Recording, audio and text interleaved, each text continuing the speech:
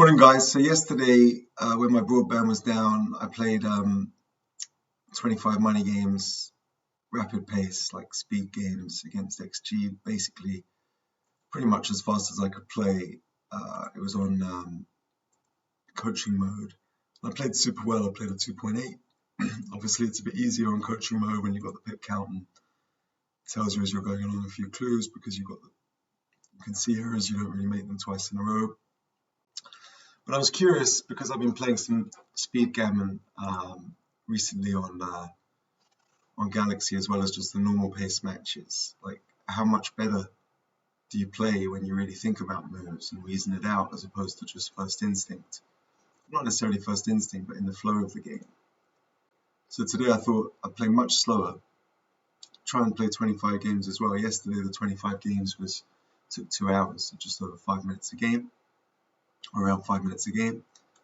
And today I'm going to play much slower and really try and reason things out and see how I play, if I can do better than 2.8. And of course there's going to be variance over 25 games. I would say probably get a really good feel over 300 if there's a difference, the difficulty and decision. And obviously sometimes you're going to be seeing things well in a better mood, fresher than others.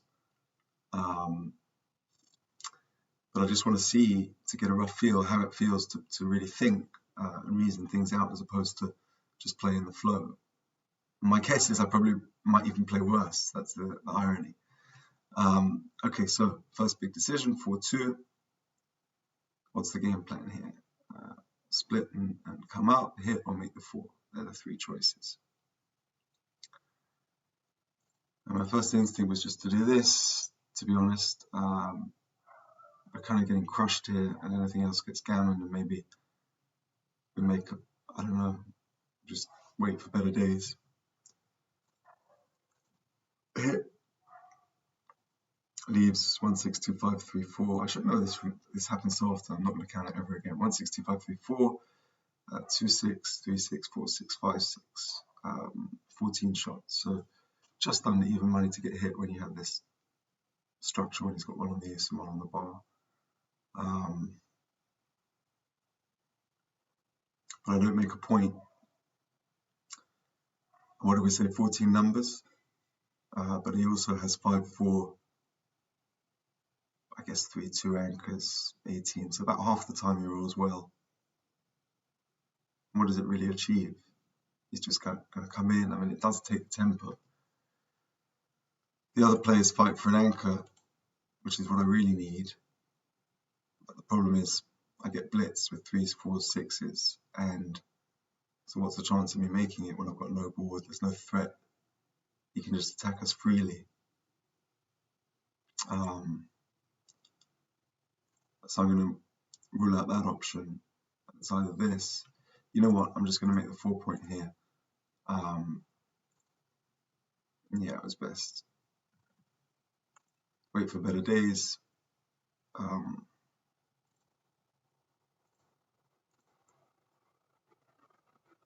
Now, 1-2. And I think we're not really playing a priming game here. We're just, he comes in. I think we need to just blitz him off turn it into sort of blitz, but more to buy us time when he's on the board to roll something to escape than anything else. Now we have 2 choices. 8 and 23 was my first instinct. The other players to go for this. The problem with this is when we get, obviously, when he rolls a 2, it's awful for us. We get sent back and lose all momentum. Roll 5-5, 3 also, so it's 14. Great numbers for him. 5-3, we're in real trouble.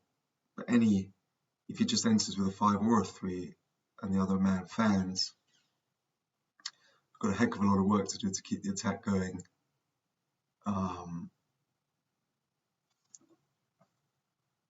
And escape. So I think we do this. You could still fan and we can't stay on the 24 point forever if we want to have a chance to win this game. Now obviously we pop out with the 6. The question is the 1. I think we step up to give connectivity, get close to give us air at the edge of the prime, and it duplicates threes, fours, fives to attack. If we carry on, he hits with fours. Well, fours are duplicated here as well. Take the prime, and he doesn't have a good five. He can attack us with some fives. 6-5 hits.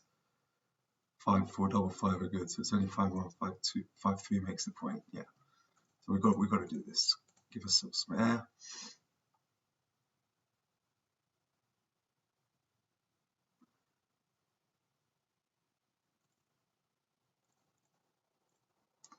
Obviously, we come to the edge. It's almost forced. Never giving away the cube when we're stuck behind the prime like this, even though we've got good numbers. Sorry, just to make sure we didn't hit. Yeah. Safety the man, play with one man back. Super Joker. And now, looks like we have a cube.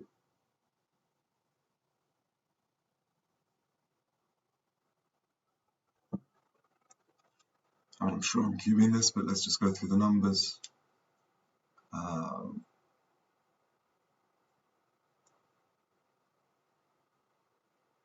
All doubles are super. All sixes are great.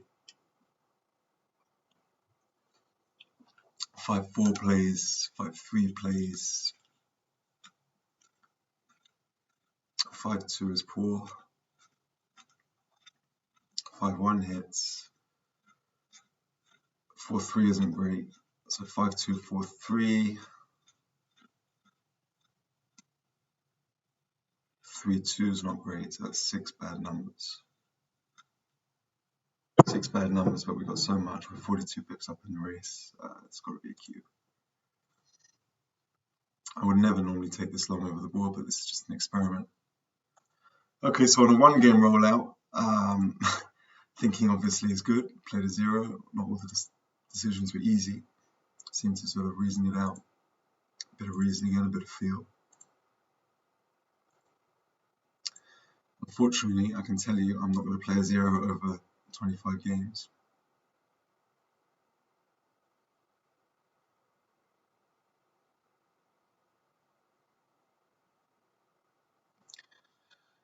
Okay, so we rolled double 1 and double 6. Isn't enough to cube. He's made a bit of a structure as well. So how do I think about this? We're up 11 pips. Got a slightly weaker board. Time to go through the numbers. Double 6 doesn't even hit. Double 5 is obviously good. Probably a market loser. Double 4 is great. Double 3 is great. Double 2 is great. Double 1 is pretty good. Very good. 6-5, we just make the deuce. Well, no, 8 and 1. 6-4 is not great. 6-3 is not great. 6-2 is not great. 6-1, 5-4 is good. 5-3 is good. 5-2, 5-1. So this is a kind of difficult position for me because the question is, if we roll a mediocre number, I don't know, say like, even say we roll a number like 5-3 and we point on him, and he comes in, we haven't lost our market. We're giving the cube away with a lot of work to do when he's got a good board and turnarounds. On the other hand, if we have a really good sequence, it's excellent for us. And we'll be unhappy we haven't cubed. There's not too much bad that can happen, really. Certainly not on the first roll. It's a question of, do we lose our market by much versus how much do we hate it when we're giving the cube away when things don't go well? This is really tough for me. We're off 11 pips. As you know, my natural tendency is to cube too early, especially with Jacoby. Even like a number like double 3 isn't a total wipeout.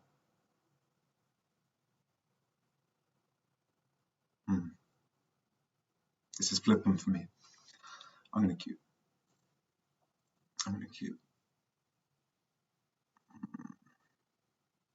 Let's have a look. Yeah, it's double by 0.045, so it's pretty close.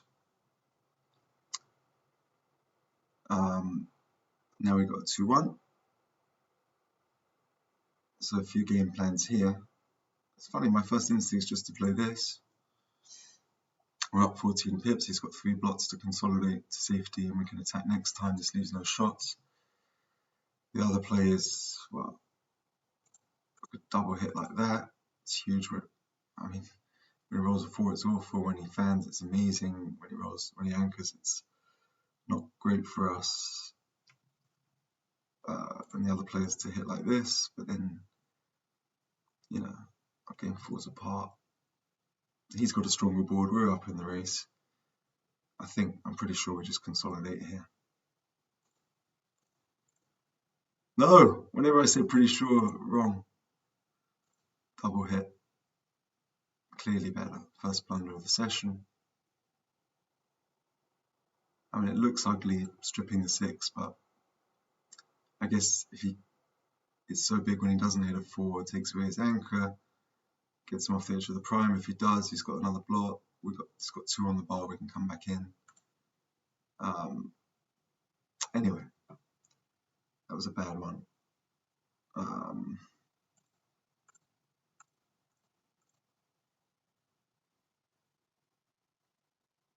Got to put it out of my mind. Try and get on with the next move, next decision. Leaving the 18, 13, 14 is too big here, leaving 2s and 6, 4, and double 5 when he's got such a good board. So we can't come off the mid, so it's just a technical play about how to play, whether to play like this. No checker on the bar, ace slotted. Or just this. That looks better, doesn't it? This makes a 3-point, which is closer.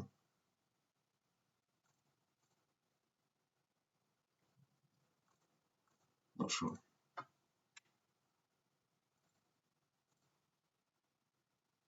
Okay.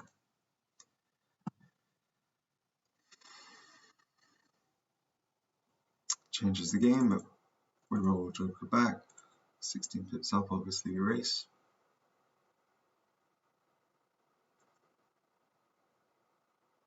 Two, 1.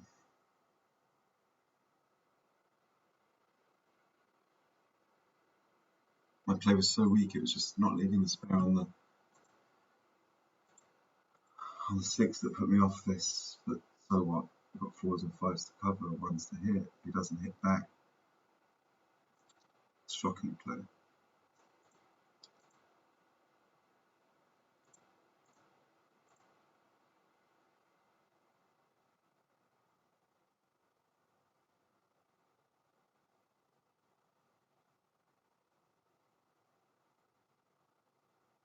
Just seen so many positions where it's right to consolidate when he's got 3 blots and a stronger board, and you've got a race lead, because you can attack next time. But 2 on the bar and hitting him away from the edge of the anchor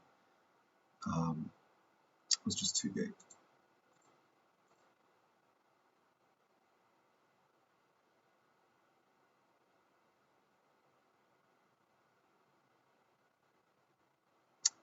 This is the only downside of playing the machine on a slower setting. It takes a little while when plays are close. And it doesn't really matter what it plays, bearing in here, it's so close. I think when we have a slight decision, we can pile up the 6, get 2 checkers in a crossover, or give a nice distribution.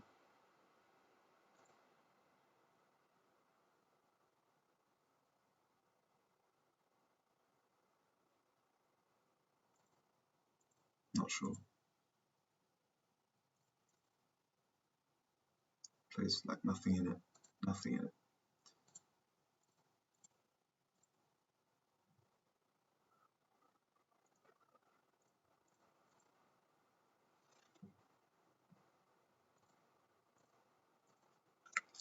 often click finish game or resign, but may have some interesting cube decisions in a race or recube.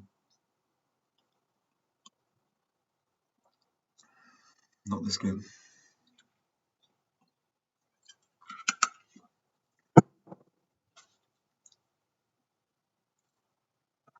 Okay, so just one blunder in the first 2 games.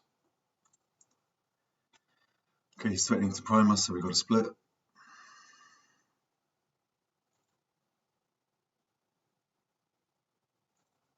So it's amazing how quick it plays that position.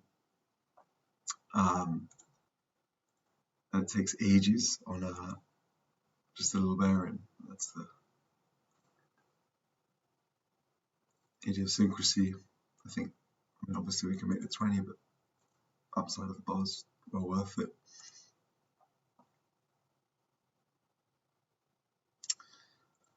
We don't hit anything, this is the only option.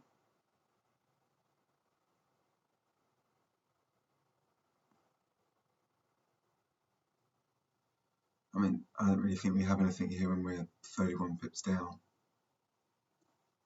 It's worth just having a think. Obviously double 5, double 6 gin, pretty much. It's 2 shots, double 4 is a crusher, call that 3. We've got combinations like 6-4 fan, 6-4 just don't hit back, I mean. Then we've got other things to think about, like if we just come in, I don't know, bring a man from say 6-1, 13-6, and he rolls up just past us. Have we lost our market? Probably not.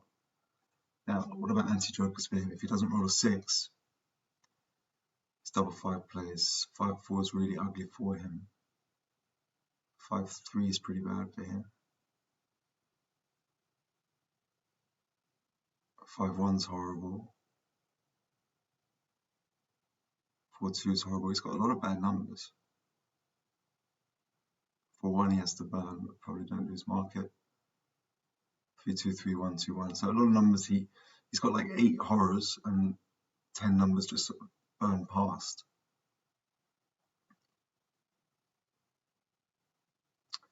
I think when he's got a stronger board and we're 31 pips up, it's just not quite a cube. It was. We'll see in a minute. Is the position strong enough that you can disregard the pips?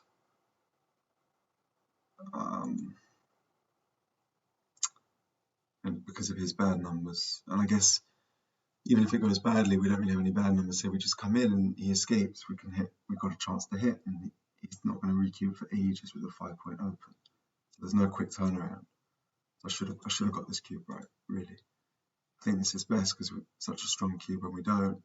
The other play,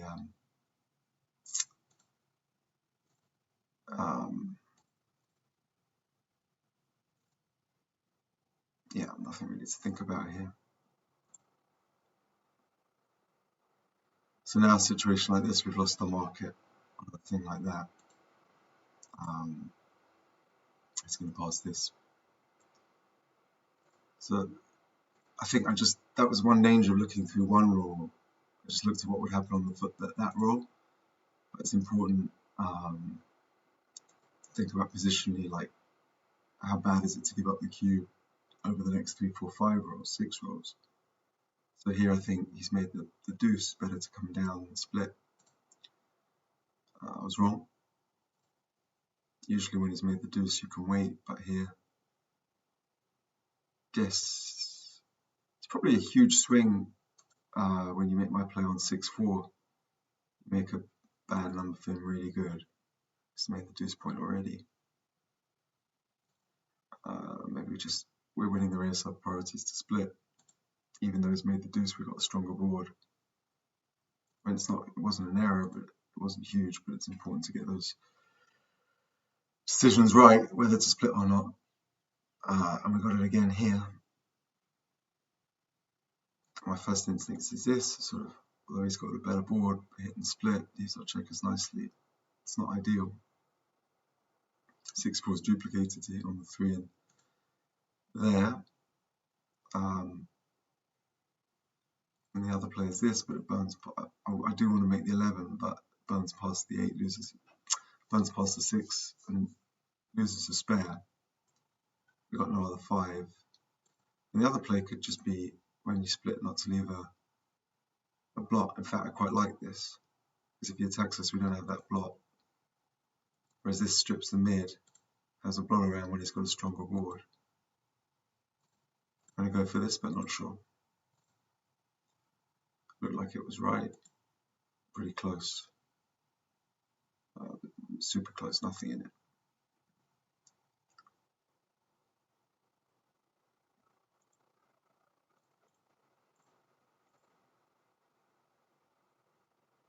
I know I should just be focused on this game. It was such a crushing overall positional advantage in that last one. It was really poor not to queue. Even with few market losers, he had bad sequences and for the whole game. Anyway, onwards and upwards. Not our best. We could slot the 4 or play ugly. This leaves 6, 2, 3, 5, double 4. 5 shots, slotting the 4s, and 1, 2, 13. Plays so much better. This just looks ugly to me. How do we bring it home after this? I think we could, yeah, that's where that checker wants to go. It's close. Again, slightly better not to leave the shot. Play pure. This looks like a horror. I avoid the cube. Is there any play? Do I even have a take? What can we do? Might have to slot the deuce and hit.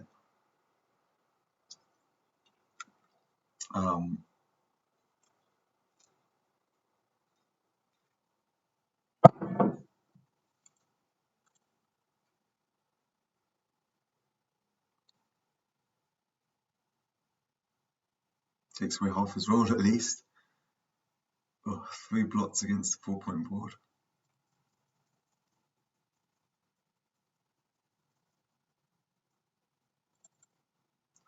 Two blots, 3s, 6s, 2s.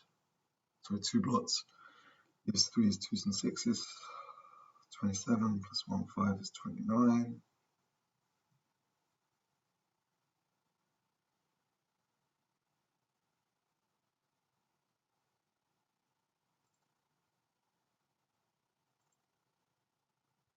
Can't leave the anchor. Just double pass.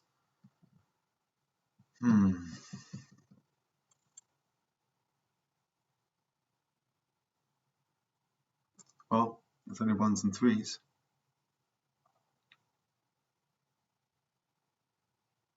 But 3 blots and I lose the ace.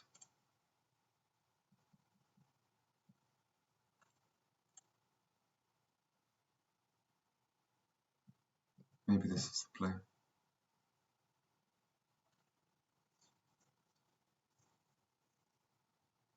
1s and 3s is 20. 2, 6, double 4, double 2. 24. Double 6, 25. Someone taking so long on this one, I really just don't know.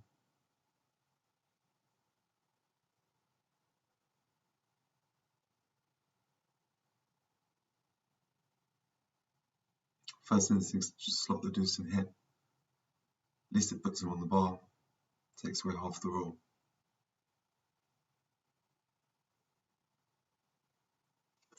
Okay, I'm going to do it. Looks big, but I'm going to do it.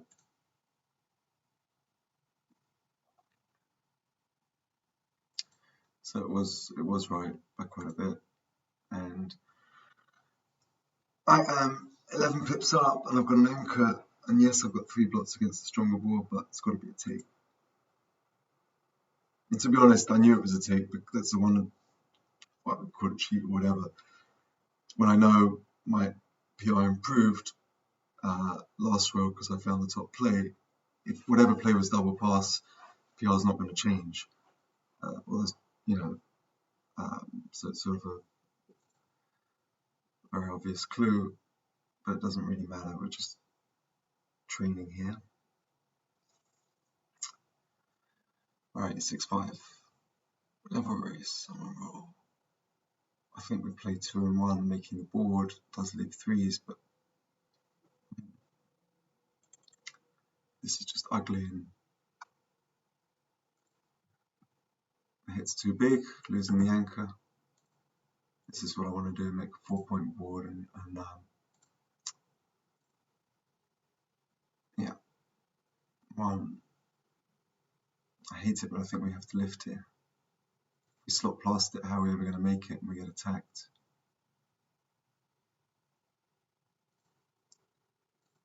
Yeah, I don't like this, but I'm going to have to do it.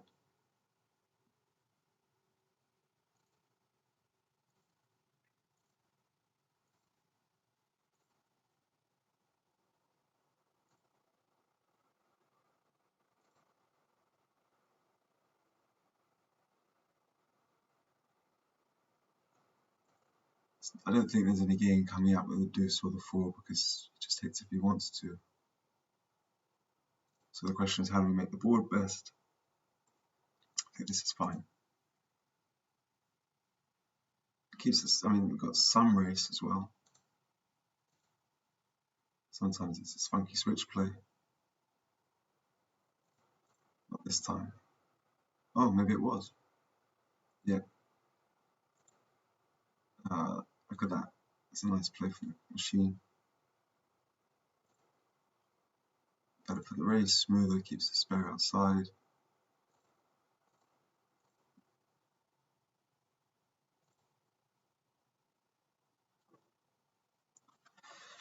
Now these are tricky. I mean, if I just play in, he leaves shots with all 6. Well, double 6 is fine. 6-5 plays for him because it's blocked. So 6-4, 6-3, 6-2, 6-1. 8 numbers. Plus 5-4 is 10. 10 bad numbers. If I run, oh god, look at double 6 for him. It leaves triple block. So double 6. All his other doubles are fine.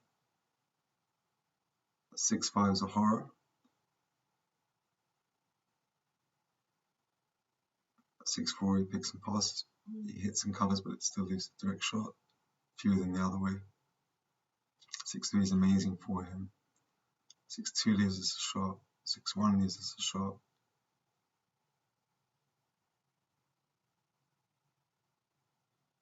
5-4 leaves us a shot. So it's very similar. 11 shots versus 10.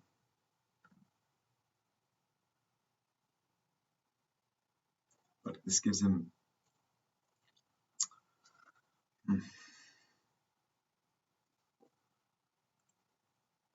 so I'm going to take a while here because I often get these plays wrong. Maybe this isn't bad.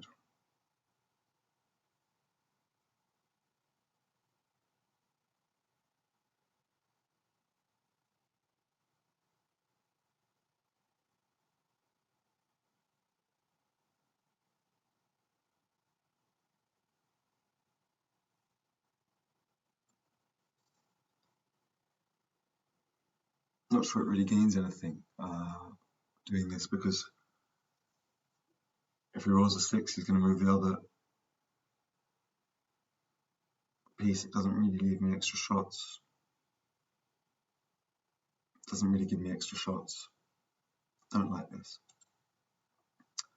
So we run all the way or just burn. Problem with burning is it's not great for the race. 16 pips, we've still got some race, and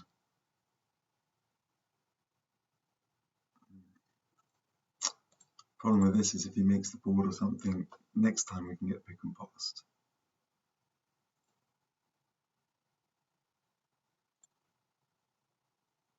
Maybe this isn't so bad.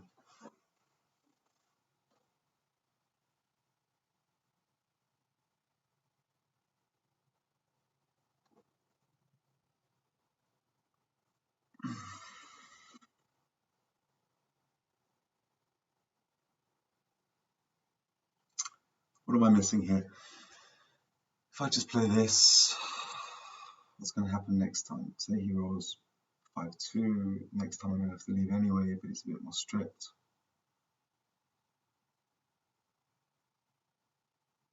Even if we hit a shot, the 4 points open with the man very past it. This way, at least if we hit a shot,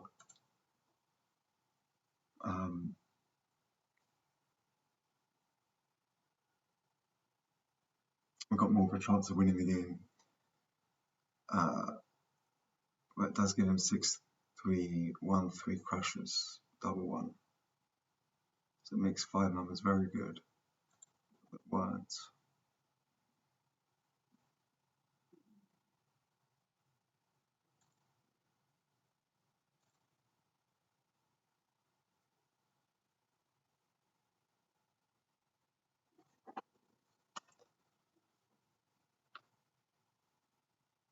This makes 1 and 4 super good.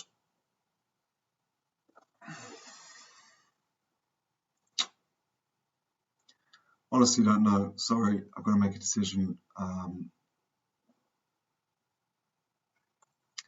going to do this, but I just don't know. It's a guess. Blunder.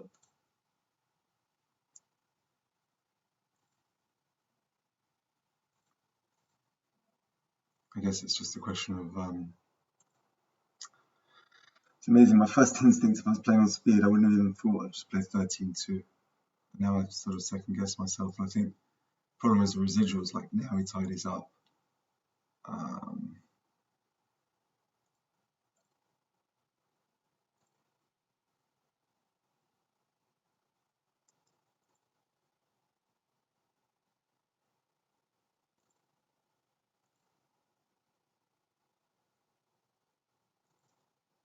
I mean, I guess it's quite an important one for the experiment of playing, thinking fast, thinking slow. Because that would, my first instinct was just boom, 13-2. Then I overthought things. Anyway, so 3-2, 6-2. If I do this, I'm stuck 8 pips. But I've got the cube. He's got some wastage. He's on roll. It feels like contact favors us. Doesn't when he rolls a 6, but 6 is good for him anyway. So big on 5s. I think we've got to stay back here.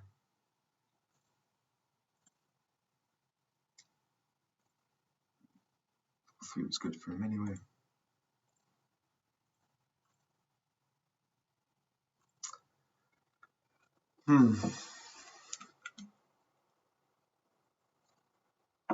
Quite interesting in the first 4 games. I haven't made any errors, only blunders. So I made 2 checker play blunders and 1 cube blunder. So 3 blunders in 4 games and no errors. I don't know what that tells you, but they were kind of conceptual misunderstandings rather than technical plays. Some good ones, good positions. 4-1.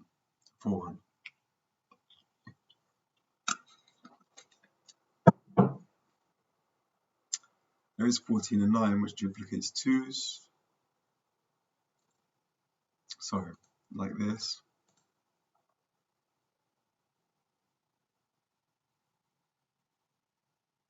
These are checkers nicely spread. The other play is just simply doing this, 1 block.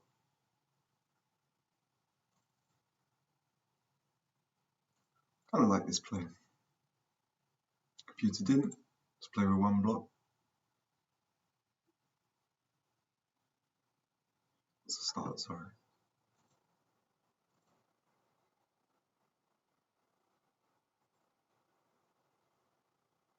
It's a 0.04. So I said I didn't make any errors, only blunders. Not true. 1. Choices. Different game plans. I can do this. Definite gain of making the 2 point. He's on the bar. 2 blots. If we do the hitting play, I guess that's the 4. Puts us up 27 in the race. Duplicates his 2s and 4s perfectly.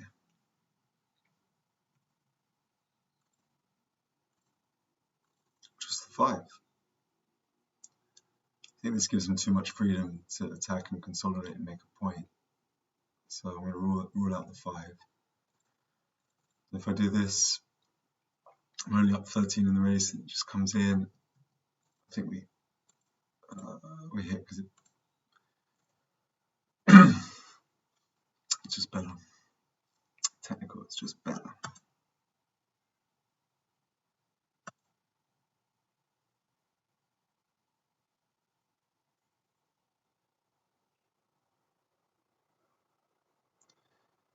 Okay, seems like an easy take. Right, okay, we're stuck 8. He's got a better board, he's got some attack, but he's got 4 men to bring around. We haven't got anything burned. Yeah, take by 0.3, it's only a marginal cube. Can't give these up when he's got loads of men to bring around and he's got a reasonable structure and nothing burned. Okay, you're going to get G sometimes like this.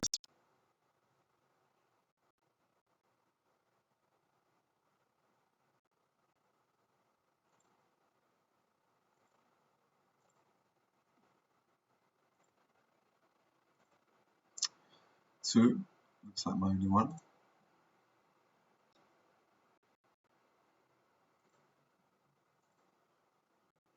Interesting, it's a very short rollout already, but after basically 5 games versus 25, I'm playing 2.8, which was the same as I played on complete speed without thinking yesterday. See how the session ends up.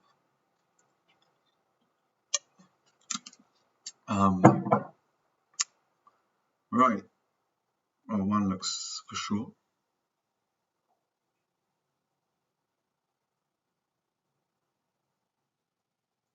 Make the ball. Do we leave the 3, 6, 4, 5, 4 flush shots to leave the back of the prime slotted? And this is another play. No shots.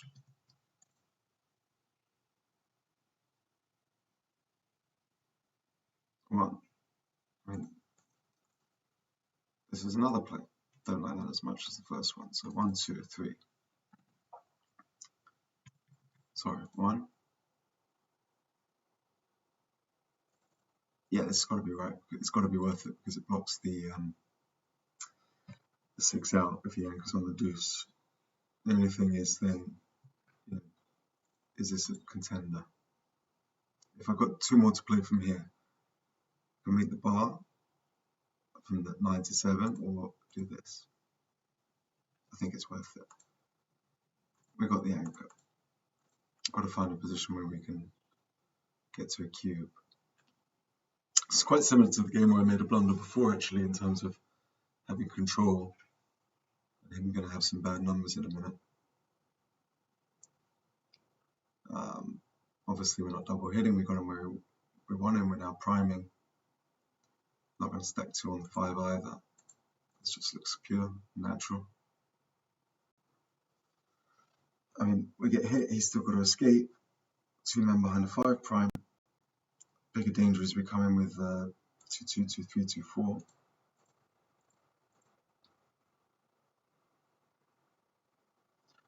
Now we're in control in a way, but we don't want to give away the cube, and we've still got 3 back. Yes, we do. It's the big cube.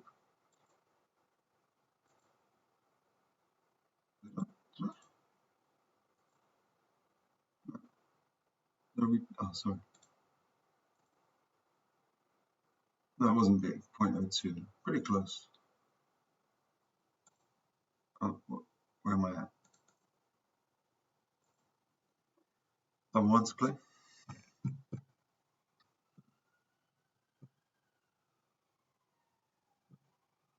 What's my strategy here? I mean, if I was to make the bar, 1, 6, 2, 5, 3, 4, 1, 5, 3, 5, 10 super jokers to just get camming and time the game when you're winning. And if this is another play, but what does it really achieve? It does hit him off the edge of the prime. not terrible.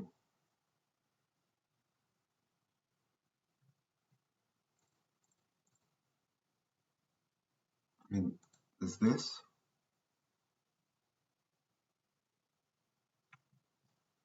Or just this and then in play.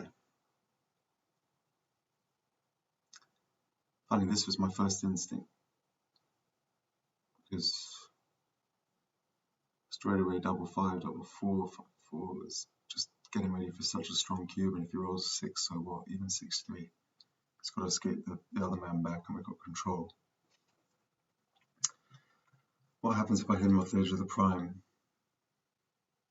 Gives him, if he hits back, it gives him time to escape, and he's not crashing. It doesn't really lead to much stronger cube for me either. So I'm going to narrow it down now between just playing 17-13 and this kind of funky play. Even now I've got work to do and he can come in. I think we got him where we wanted and we wanted to play. We go with this. Let's just have a look. Very close between the, narrowed it down right. This was ever so slightly better. Nothing in it. On the rollout might even change. So now I'm very tempted to cube this.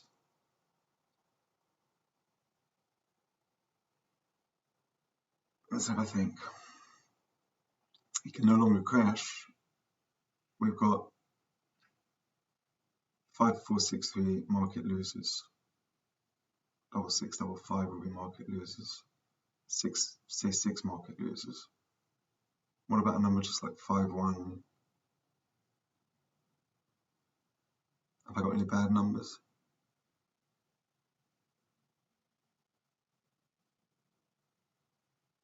Double 4 is not the main, yeah, it plays. No bad numbers.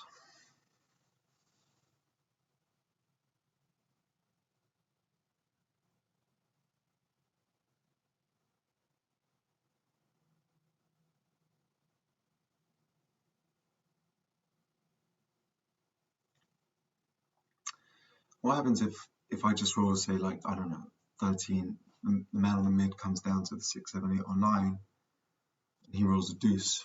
I'm still stuck back with 3. I don't know, I've got some market losers, and I mean, this looks like a big whopper. And I've still got 3 men primed. Don't lose my market by enough when he rolls a deuce. See, my PR just went up to 3.85. A horrible decision there. 0.15 bad to give the cube away. I guess he's just got too easy a time when he rolls a 6. Can I duke 2s? No.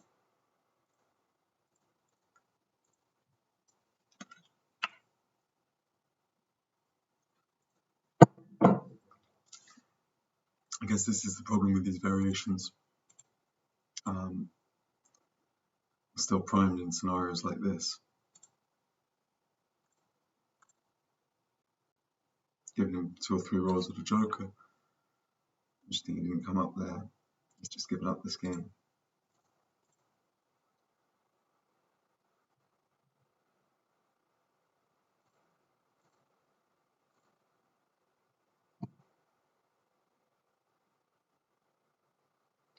I guess the market loss just wasn't that big. I hate piling up on the 4, but such a good chance I get another man here. Yeah, I was wrong.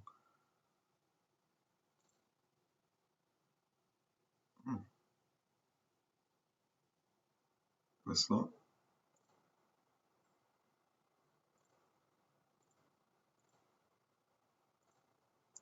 Slightly better to slot.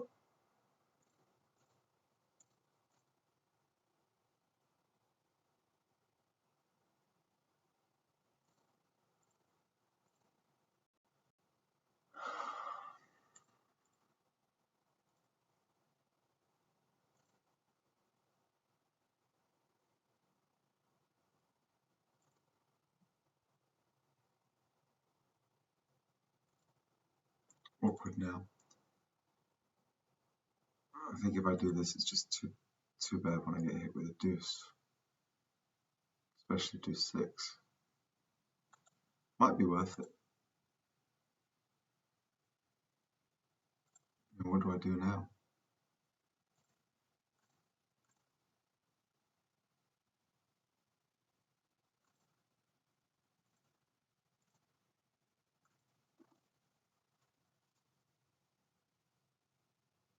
I think I'll worry about it when I roll it. It's going to be the same bad number.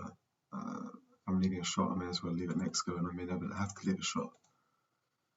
Just for the distribution, don't need to pre-hedge.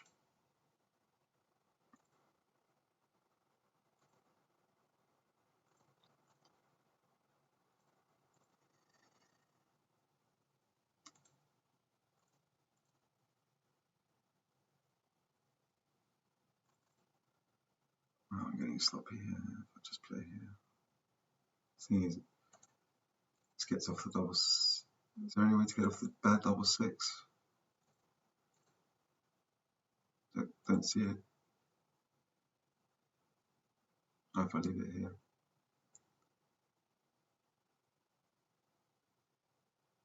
You know what? I don't care. Just put the checkers where I want and don't worry about double 6. 1.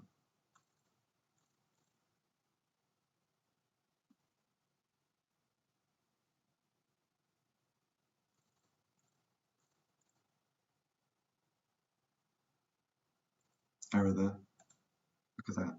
When he's got a busted board. Interesting. Goes for the gammon, maybe loses even fewer races. What's the danger? You're gonna have 6 men off or more by the time you get hit. And this just doesn't look right, having got those men there. Shows when he's down to a 3-point board. Even against 1 on the bar, when you've only got 4 off, it's thinking evil thoughts of gammons and so on. Maybe I played too quickly because I'm steaming because of the blunders I made and could have like worked those through. What pace am I playing? Just have a look. So far the vlog's been going 47 minutes, 5 games. So almost 10 minutes a game, so it's about double the half the pace as I was playing yesterday. And it feels like I'm playing worse. 6-4, double 5. A fan.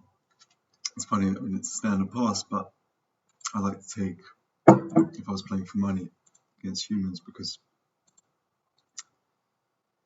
you see it's 0.04 pass, and I'm sure the attacking side gives up more than that over the course of the game. So against humans, maybe not against Moshi, but everyone else I would take. Playing to the 8-2 passive here, I need to bring a checker down to counter prime against this. So you're going to give a XG classic early cube, well not early, but just cube on the fly. I need to roll well here or it's game over. I think it is game over whatever I do.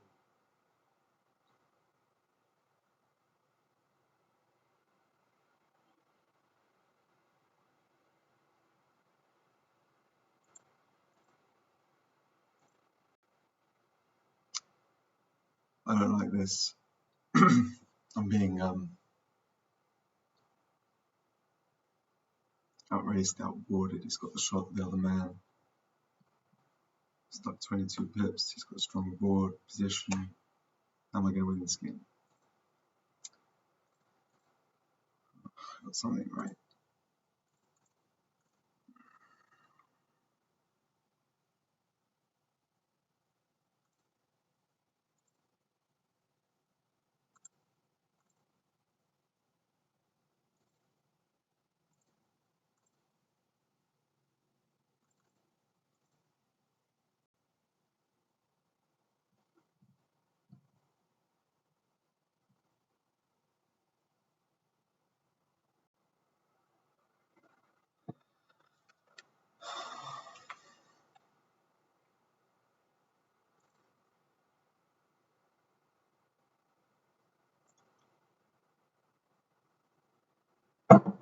don't see anything else other than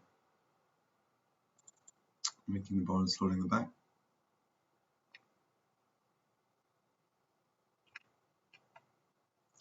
He's going to hit for the 24.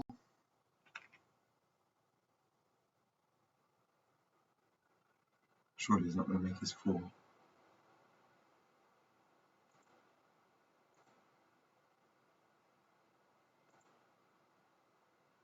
Split, fight with the anchor.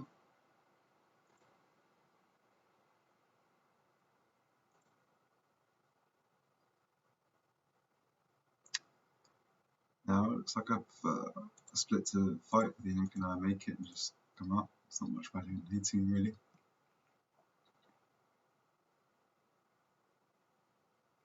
He's leaving a shot, so he's probably going to hit. Oh, interesting. Instead of hitting on the 3, he thematically comes out and there's 2 things. Fight's clear. Is it? Is there anything else? Yeah, I have to hit with a 5. It's an awkward 4, but no other choice really.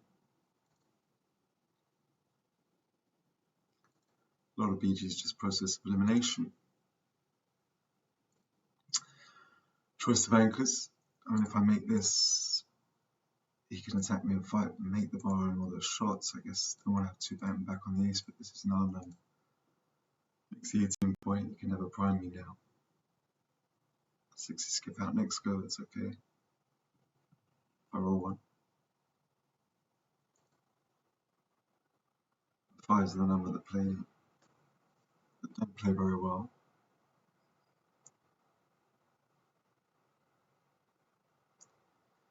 My instinct's just to play 8 and 11. Maintain the priming structure, wait for later. Don't need to move as much once I've made the 18. The other players, I don't know. Does duplicate 3s.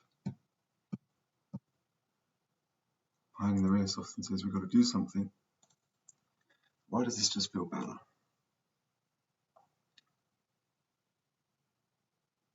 Maybe it's not. It gives them 2s to attack, 6s to come out. But we just preserve so much equity. Can our game fall apart when we do this? Okay. I'll talk myself into it, but I could be wrong. Yeah. First instinct rules again.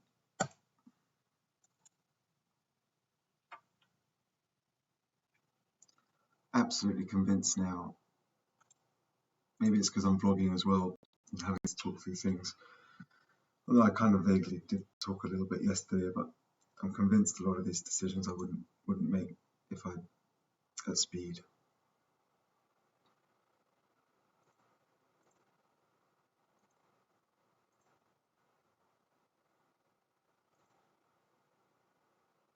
Play Shrek with an old school pro called Plato, very good old school player. Probably plays around a 4, which is pretty good considering he's never used XG. And he says, what's it to think about? What's it to think about all the time whenever I'm thinking? He sees it so quickly. Maybe he's right. Maybe just sometimes thinking's the worst. Could have done with some thinking there. It's usually wrong to make the 18 and 16 together. It's a bad combo. The pattern recognition, so I didn't really give this much thought. It does leave a secure position compared to being attacked when he's got a block. When I've got this double anchor out there. It wasn't a huge deal, but a small error.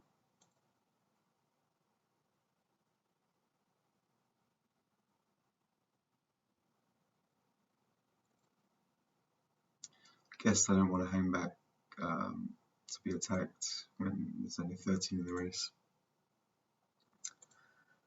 I did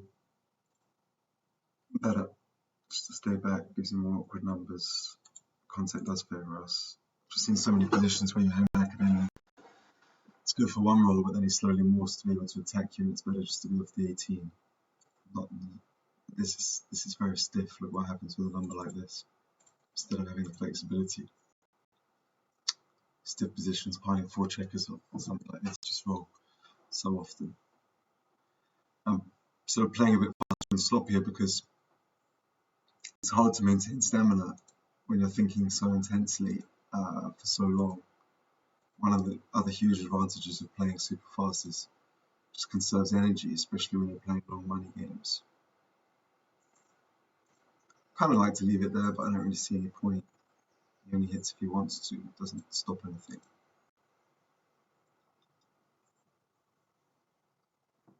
Yeah, like how I'm going to get through 25 games playing it 10 minutes a game, not 5, is going to be tough. But you know what? Maybe the decisions have been harder today than yesterday so far. I'm being a bit tough on myself as usual.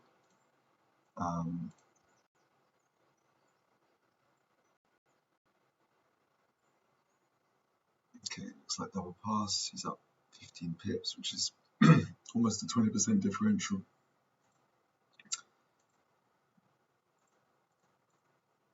On the leader's pip count. I'm thinking these moves. What would you do here? 4 point or 22? Probably 22. We can make 4 later.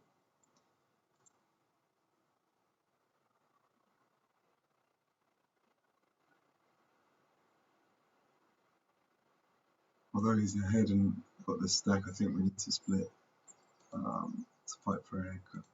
He's got one. Didn't make it, but we just play without one man back OMB, as Wilcox Snelling says.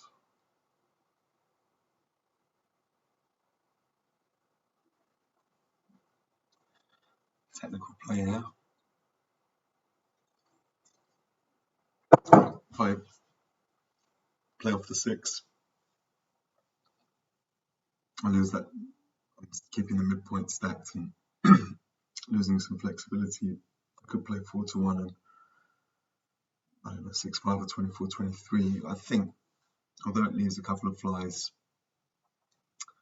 it's worth this. 5-2, 4-3, 6-1 or play well. 6-1, yeah, even 6-1. All shots play well for him anyway. It gives us flexibility. If we step up, it freezes the man on the 8 to make a point, but it allows him to attack the 6s. So I'm going to go with this. Finally, I reason one out that I may not have found at speed.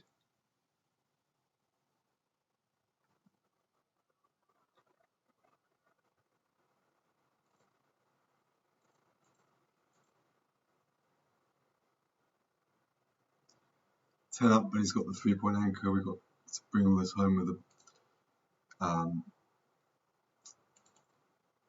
midpoint like, oh, let's just have, could make these, but that's 6, what, 4, 1, 2, no shots, 3. Do here, it comes in. If he comes in an extra builder, but I think this is better. It gives us more flexibility everywhere. Now we're up 26, and it's got to be a cube now. Okay, better.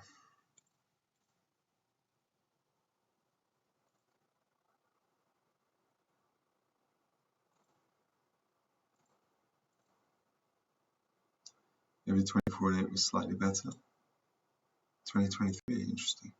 Super close, but this should one day. If I've ever got the time, one day I'll learn all the not just the responses, but the second rolls of the game. I don't know how many there are, but probably worth it, and I'll learn something about. It will throw up lots of other stuff. This feels like an XG cube. Obviously take. No! Wow. Thought there's so much game to go. How could this ever be a pass? It's interesting. It's a 0.1 pass as well, blunder. I was supposed to play slowly and think things through. So, he's up 6 in the race. He's shooting at 1s, 3s, 4-2's good for him. I guess we got no anchor and we got nothing, no structure. Like, what's the best case we hope for here? Only thing we got is that it's a long game. The only time these positions are passes when they're early in the game cubes with lots of play left. It's when you have nothing, no structure in here, no point in board, no extra checker down from the mid on the spare on the 8, nothing. So I guess, I mean, it's a good position. It's a good reference position. It's not really a reference, it's just a general backgammon position. I thought, oh, he could miss, and he hasn't even got a double, small. But my turnarounds were a long way away. I'm probably going to get gammoned a bunch. Anyway, I did take it. So 1, 2, 3. Loads of equity in the deuce point, but I think we need to step up to have air. So a 6 is going to escape and fight for a better anchor. I'm not sure. I've seen deuce point be right so many times.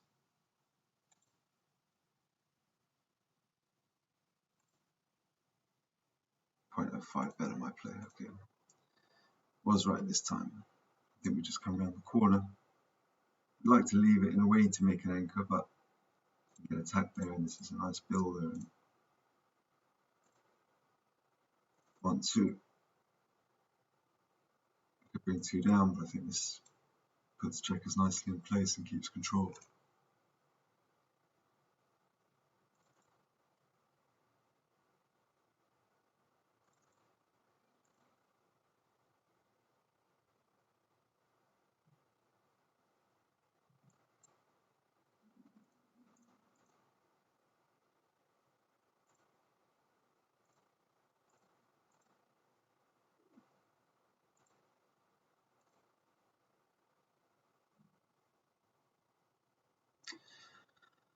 Could keep contact with the 1 connectivity to give us some returns if he hits, but I don't want to put the man on the 5. I don't think.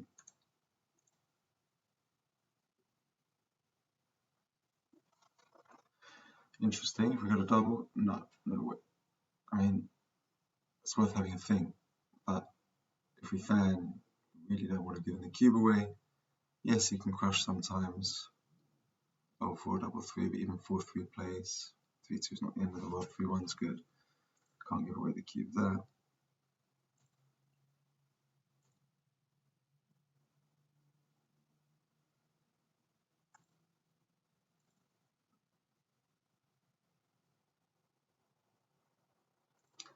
No other 2 really.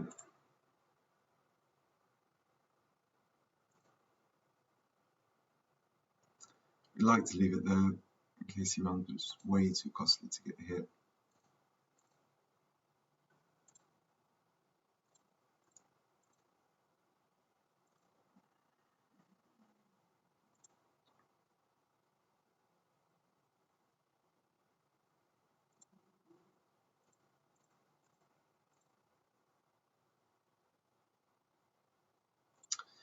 Not going to be any race or cube decision here. I'll just click onto a finish game.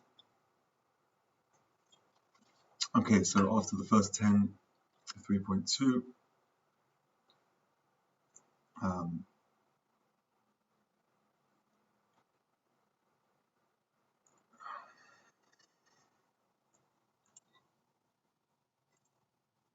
Obviously, it's too small a sample size to really tell about the speed theory I have versus thinking.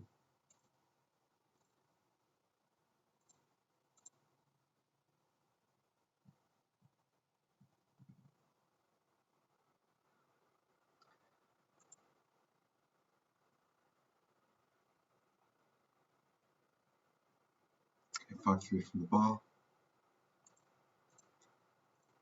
This is my feel. It brings a spare down to the 8. We don't get attacked on the 5.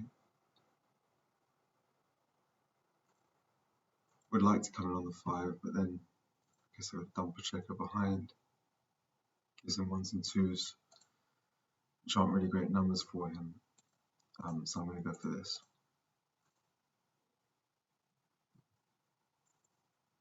I took too early before.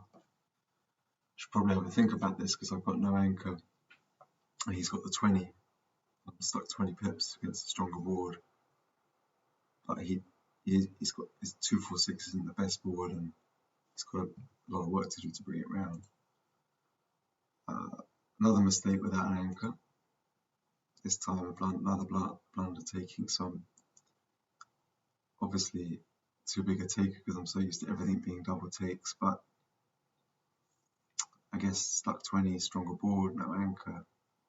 Didn't really go through how his roles play I should have done. Another one, obviously showing a weakness or misunderstanding of positions, where we got no turnaround. The first scenario where I made that blunder, we had no board, no point in board. In this one, again, no point in board, and he had the 5-point anchor, so it takes such a lot of work to win that game. We probably get gammoned too much when we don't have an anchor. That's something really to watch out when he's got a stronger board, race lead, and we don't have anything. Meanwhile, containment game, first one I think, so 4-3, so we hit, now we got 3 to play, right? Double five's good for him anyway, we lose a shot, it's only 4-6, I think we need this build of an outfield presence. How many has he got off? 3, 6, 8, 10, 11, 4 off.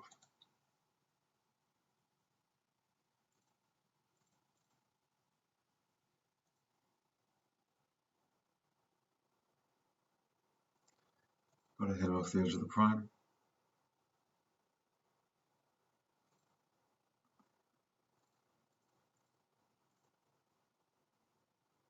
I think slotting's too big now. Get to a cube position soon. He's got 4 off, obviously 5 off's double take anyway, so when he's got any other semblance of hope of rolling a joke or stepping up with a 1, he's going to take, so probably not even a double. I think getting hit's too big here. Just go for the outfield control. How best to do it? Think like that.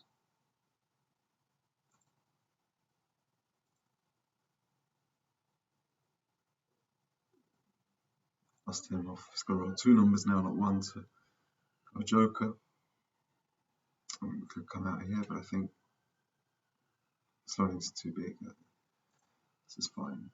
Oh, blunder. What should I do?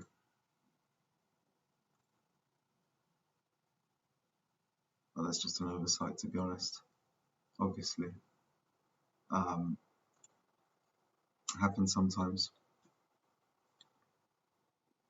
Maybe I'm just too tired from thinking and talking through.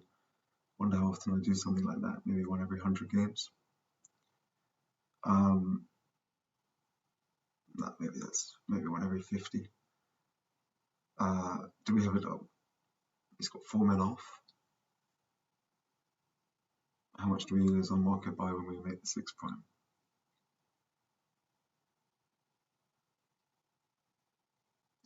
Well, maybe we should start the other way. How many numbers cover? All 3s, 2, 1, double 1 is 14. 6, 4 is 16. Double 5 is 17. 5, 4 is 19. Double 3 is 20. No, I can't say that really. 19. Double 6 as well as 20. Yeah. I didn't try and win this. Okay.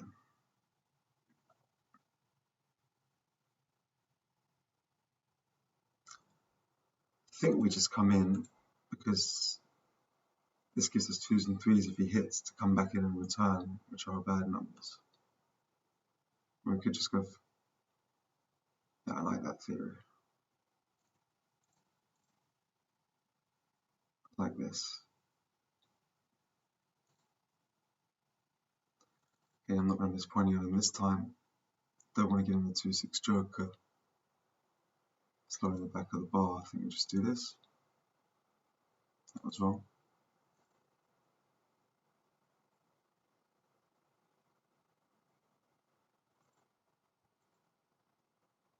It was worth leaving the 2-6. Maybe it gives us double 6 and 6 things to close out. I guess if he rolls a 2-6, we come in, we've still got 3 checkers back. It's hard for him to do anything. And we're giving away the cube, so we have to win the game. We can't just get to an efficient cube.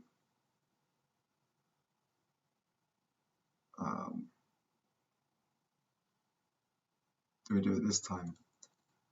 The thing is, if I do this,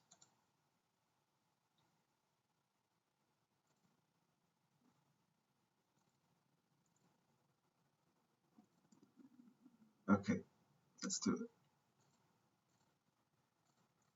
Got our 6 prime. That looks like the best way to roll it forward. OTC doesn't hit, there's no point.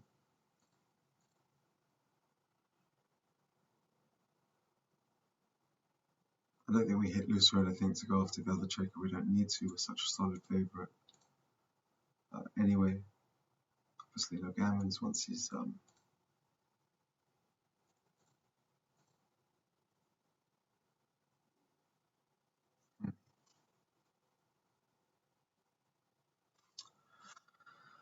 oh, piling them up on the 1 is horrible. What's the other option? Letting him come in with 5 straight away.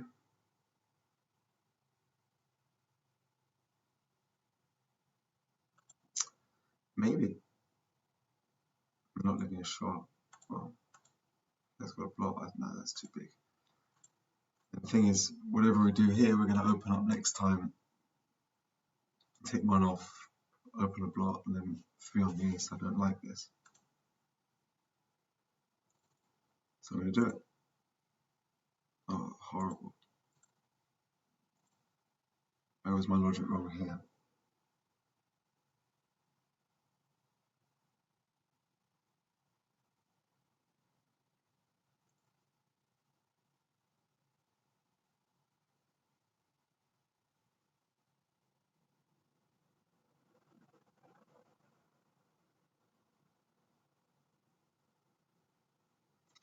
I guess if I roll 6 something, I clear it much smoother, taking off a man next time. I can always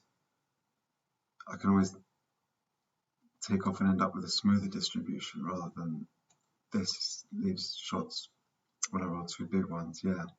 And then I get doubles, I don't leave anything, and I take 4 off or 2 off. Yeah, that one I should have figured. Double 3.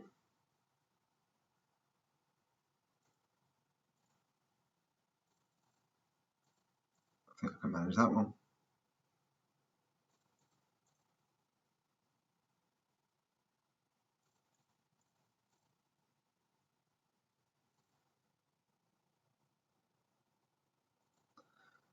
Honestly, I don't know if it's an excuse, but I can tell the stamina.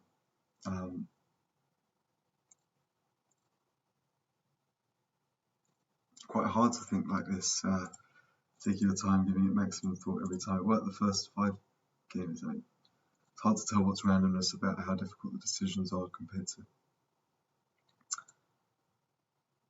Anyway, 4. I could come out. Is there any duplication? Well, duplicates 3s and 2s and 5s. I think we got the stronger board.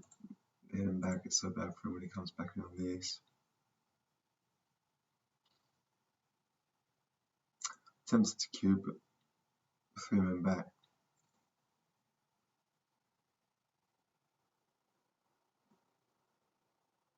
1, 2, 3, 4. Even if he hits back, we might have a cube. He fans, it's double pass, he comes in, and it's in horrible shape.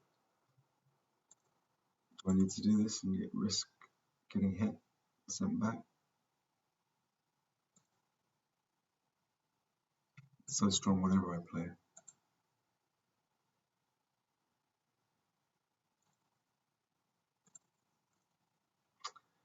This is fine.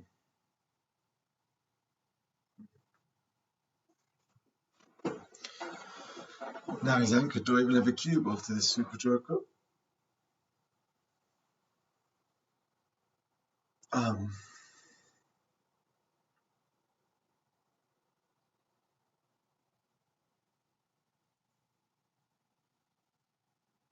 It's just so positionally pretty. I could leave shots next time. I think I double this. Oh, horror. He's just got a Maybe I was thinking too much of that game before.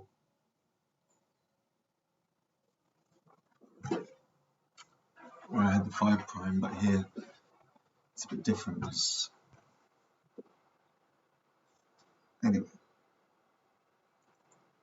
really bad to keep this. It's got equity on the 4 points and take for ages. What's my market loser?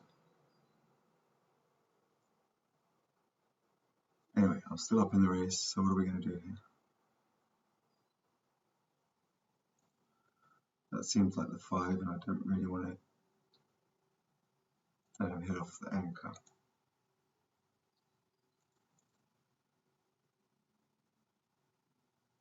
I should have just run to the mid. I guess a wrong theory, not just hitting off the anchor unless yours double 3. It's even going to be loath to hit some of the time. Duplicates 3-1, etc. 4.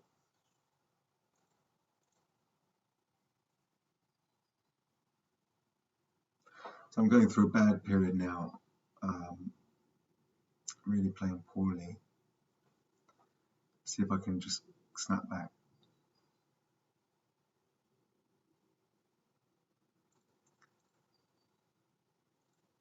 I could just play like this. Does the most to come home.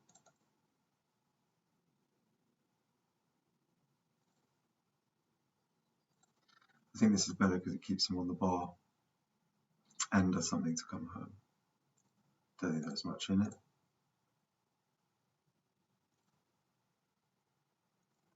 He didn't hit. Oops. I mean, there is a case for not doing this, breaking the board, but I think it's right. Could just play one man back when he hasn't got a strong board.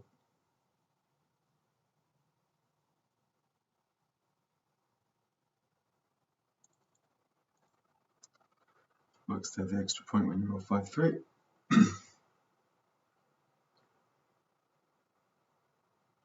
Though I'm not playing well, I should put it out of my mind and just focus now again, because the mistakes I've made, for me, they're interesting positions, and I don't think they're that uncommon for me. They're kind of the mistakes like cubing early, some good references,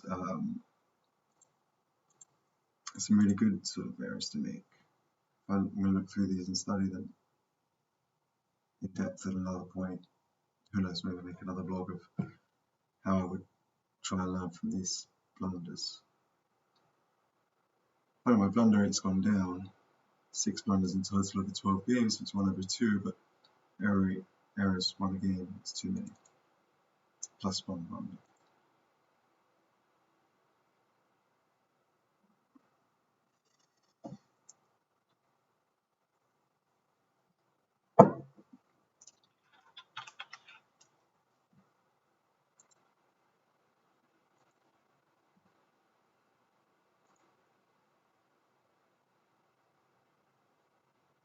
I think it's worth doing this because it gives us another shot at the double. No? It's better just to bring them both in to clear the point immediately.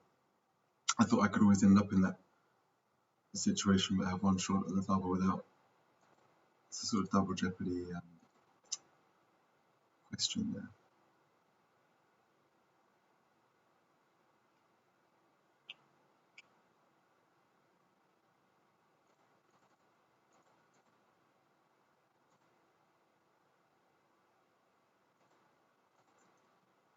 I'm going to play slowly thinking, but I'm going to try and do a bit less talking because I think a lot of these errors I made is because I still want to think things through longer than I did yesterday's session.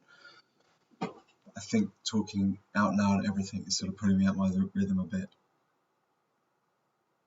I still comment on the interesting stuff, but a little bit less talk, a bit more play.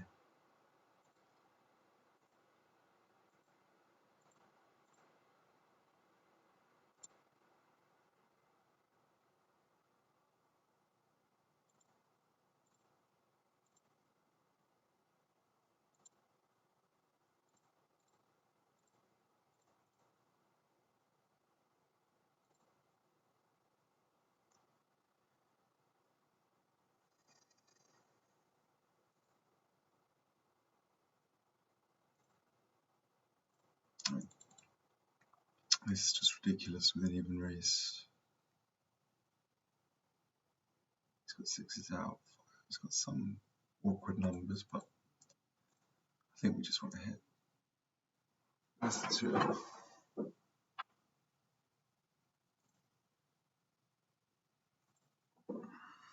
Tricky little play.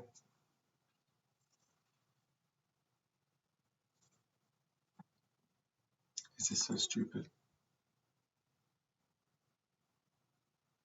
Yeah, six is just giving too good a game. Now the two, do we want to step up and give them twos and fours?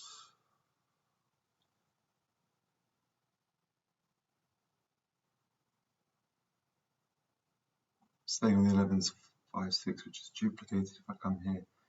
6 duplicated 5-4. I like this for some reason. Under.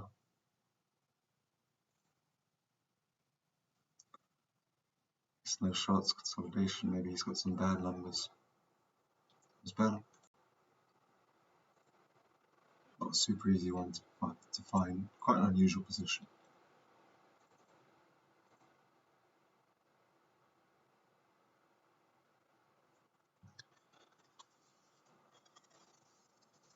Level up. Loads of blitz opportunities. Got a cube.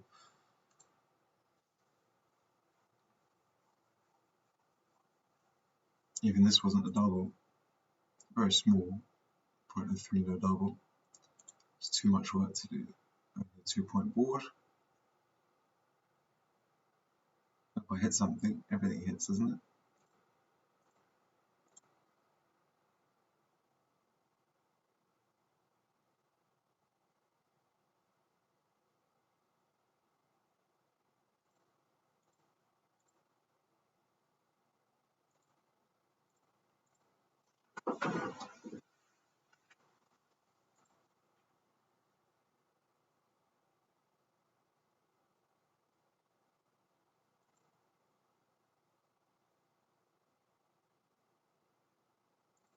Seems thematic to hit.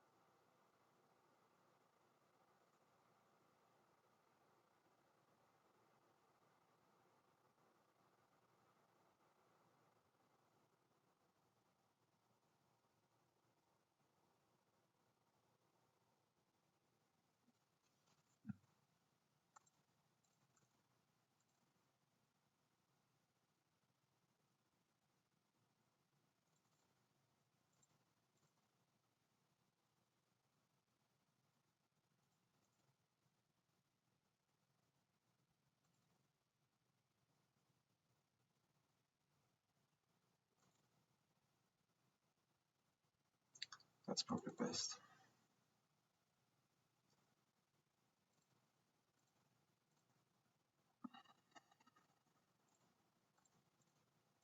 Few less plots and kept control.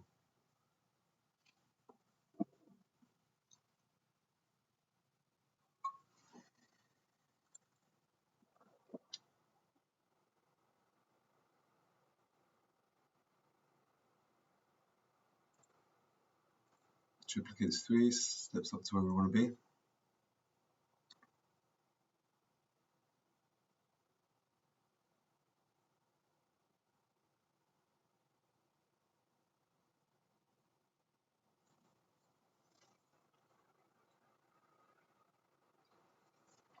Well, I feel like this is a pretty simple take because we're up 27 pips in the race, and if he doesn't cover, well, how many? Let's have a look. 1s, 5s cover.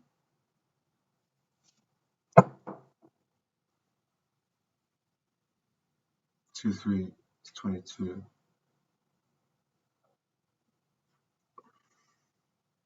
6, 2 is 24.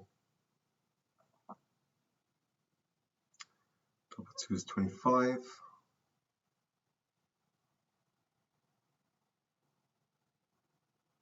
count 5, 4. No, we counted that. 25 numbers.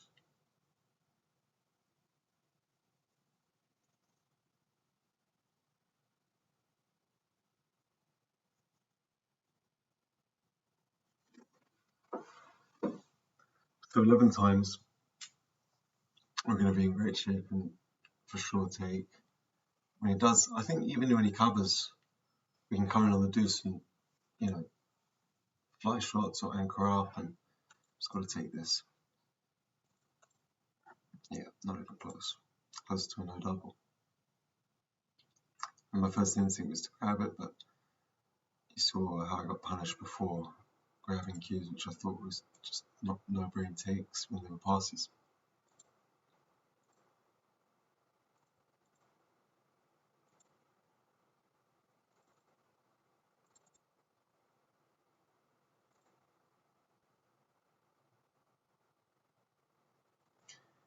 Don't think I want to give away the cube here with 2 men stacked back on the 23 when he's got the anchor.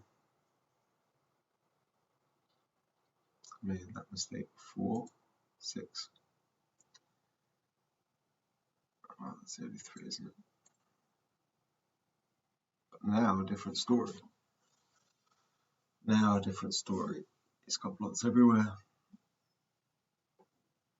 35 up. Instantly I've got all 2s. Double 1 is 12. 5, 3 is 14. 5, 6 is 16. Great numbers. And if I just come around the corner and he comes in, it's not going to get cubed out. Upside's too big not to double here. As a pass.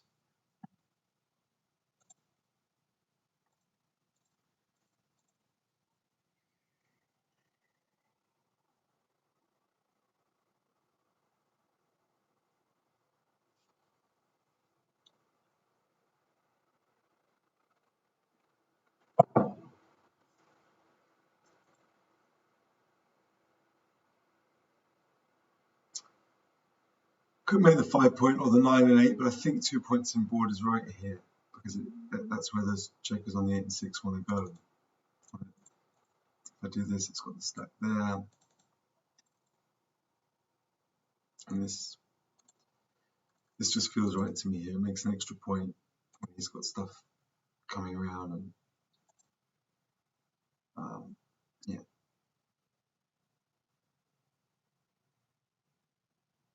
I think we step up and fight. It keeps the man on the 8 frozen as well. And the other player something like this. But then he just swamps the outfield. Coming up to the 22 is too big. It's not like I'm winning the race. Let's go for this. They're really tricky, those plays. It's clearly right to come up with both.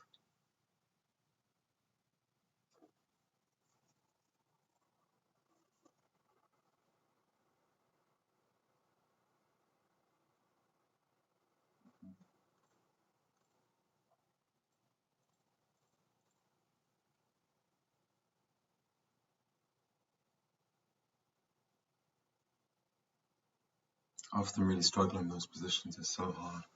It's probably like interplay things, where to step up, where to come in, where to step up. I should probably keep a catalogue of them. And,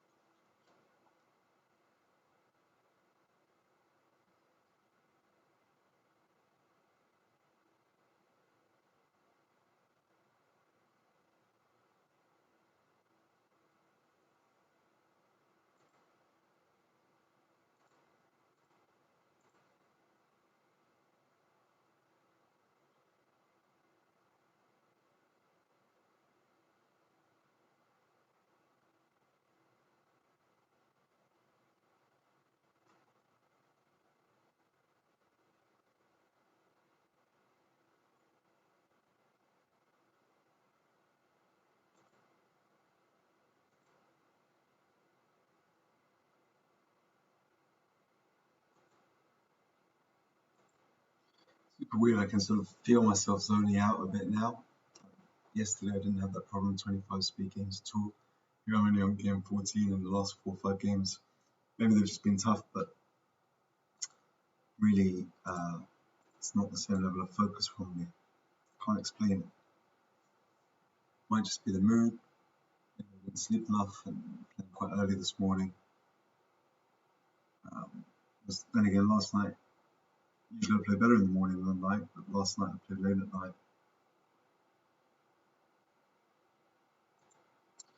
Quiet schedule around Christmas and New Year. Got time to do this.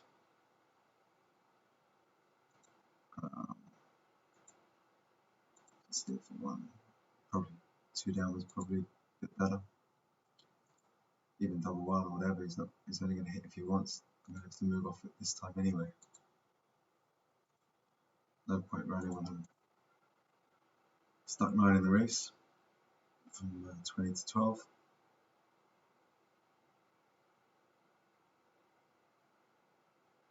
Is he going to play 6-3-4-2? Yeah. Flies are expensive.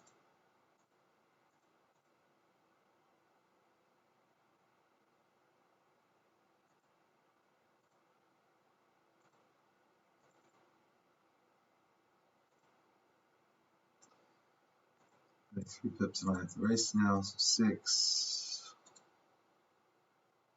Yeah, I'm stuck. 4 pips, he's on roll. All this makes his ones good. It's 11 shots.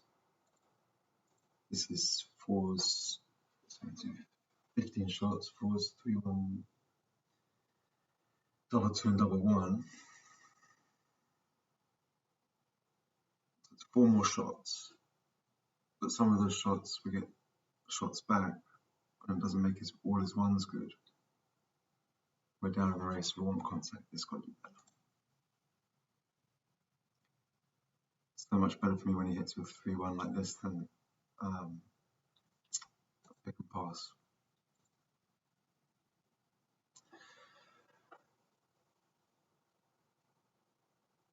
I can't be sloppy here. Obviously, we don't have any race take, but let's just go through the numbers, see what he leaves shots with.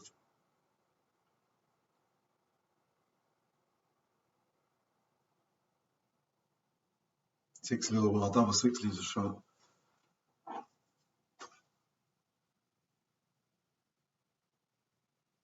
Double 5 leaves a shot.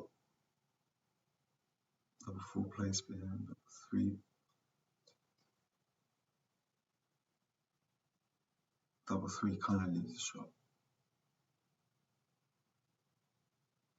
Yeah, it does. Double 2 is fine. Double 1 is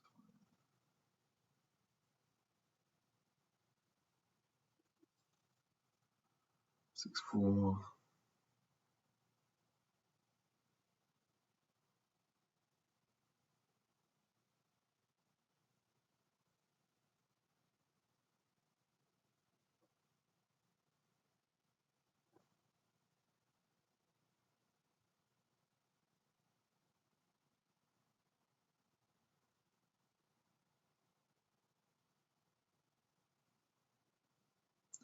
Not as many as I thought. It's only 6 or 8 shots directly,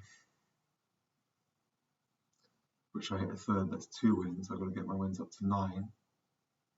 But so much of the time, he's going to roll a number which doesn't leave a shot, but I think it flies with more shots, or I come in and get extra flies plus a bit of race equity and never get gammon. It's got to be a take.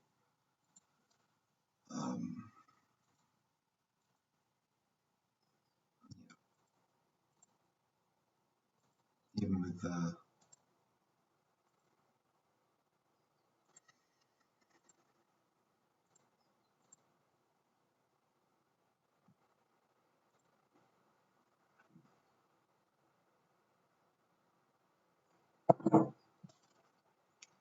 haven't had breakfast yet, but I've gone through sometimes intermittent fasting after breakfast, but I've gone through close to a litre of water, sparkling water.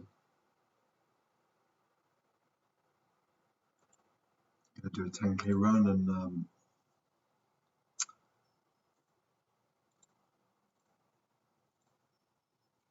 later on. And I've actually got a backgammon charrette this afternoon, which should be fun. I haven't played live for ages. We've had a Christmas reset. Right, free one. Do I kind of hit? 2 on the ace, or do I step in, find a 1 somewhere? Maybe that one duplicating 6 4s.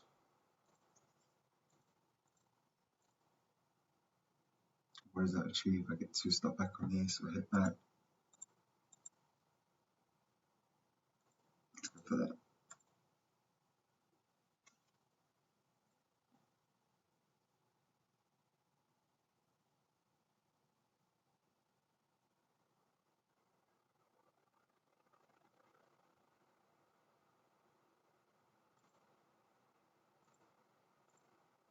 Just have a quick look. Sometimes it's right to anchor and make that point later, but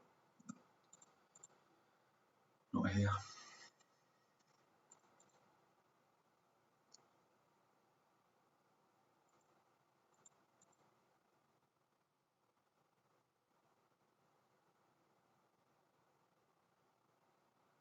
Cube decision is so much harder this session than the last, and the checker plays. Really, also I think the mood you're in, how you're seeing things makes a huge difference. How much sleep you've had, other things in your mind, on short-term performance. The 25 game rollout is just not enough for the speed of thinking, fast speed thinking, slow experiment. But maybe to keep a logarithm, some XG file. In fact, players create profile. Let's call this thinking slow. We'll do thinking fast.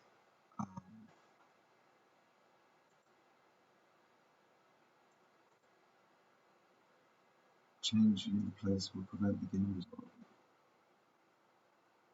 That's fine. Think about that.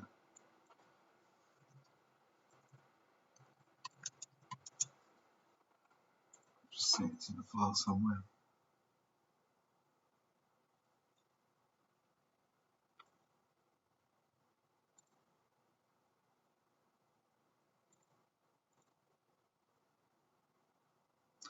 Don't really want the bar, just want a smooth distribution to make the points in board and not wasting the race.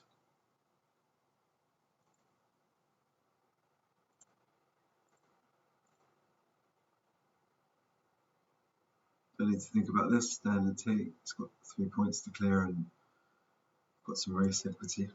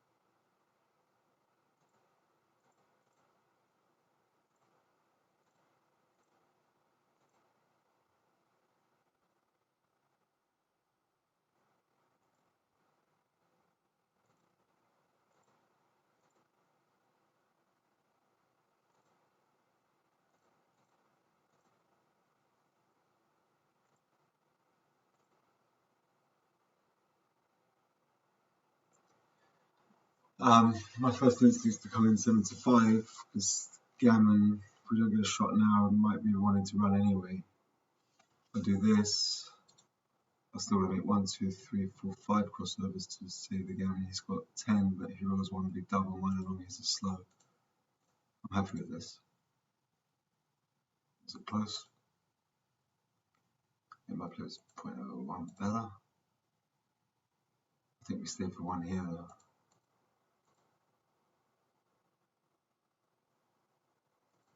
It's better just to run actually, 0.06. Because it was too quick. 2, 4, 6, 8. So he's got 7 checkers off already. Say he rolls 6 on whatever. He's going to have 8 checkers off by the time I hit, so even then I got a hit, then I'm even money less because I've got burned checkers here, so I don't even win. So I'm just going to save the gammon nearly all the time when I run. I mean, it wasn't, that really was avoidable. Even when I try and play slow, my mind drifts. So that was the kind of position where instinct, logic clearly can prevail over instinct when you think that one through. It's only one variable really. The equation of shot versus win versus saving gammon. It's quite binary. It's a good one to stop and so maybe the conclusion from these small sample sizes, really think about which positions you are going to add value by thinking, which are just going to tie you. And add little value. I guess that's what I tend to do in money games anyway. Right, 5-1. Good hit to keep him busy. I can just play this and anchor up and preserve that equity on the deuce point. What happens here? I can make a point or just come around the corner and then I can counter prime. I've got the deuce. If I do this,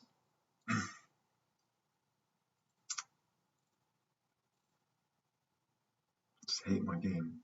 It comes in.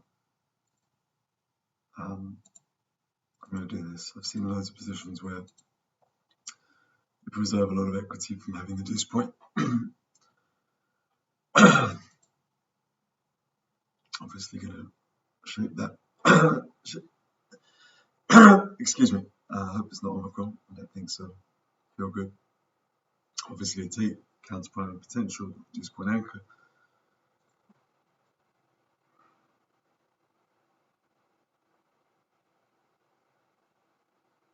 Feels right to slot here. One's duplicated. Don't miss too much else. Small, more interesting. Small better just to run.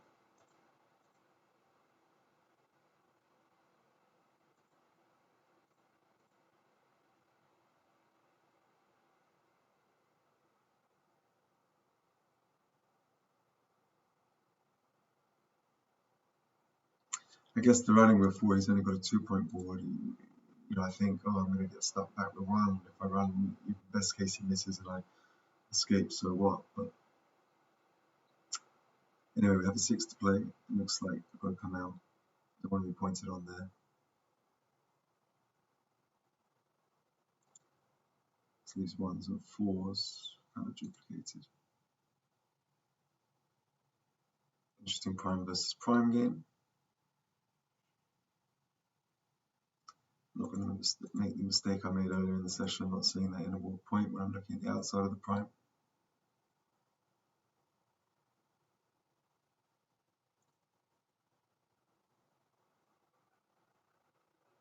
Obviously, I want him to play, so I don't want to hit, but it's just too bad when he rolls a 6. Got to hit him off the edge of the prime. He might come in and crack anyway. Without counting shots, if I do this, it's on a white even number.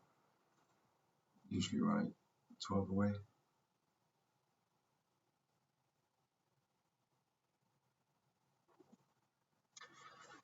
Now I think I double because his position is just so brittle. Any 5 for me or 10's crushing, his game could fall apart, and worst case I leave it. It's just a cube.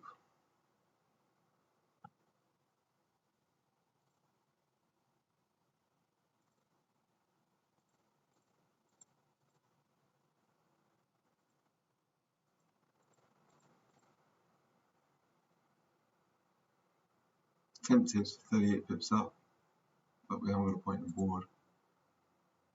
Give it one shake. Now the 5 looks right. Do this. But when he comes in with a 3, I've got deep point.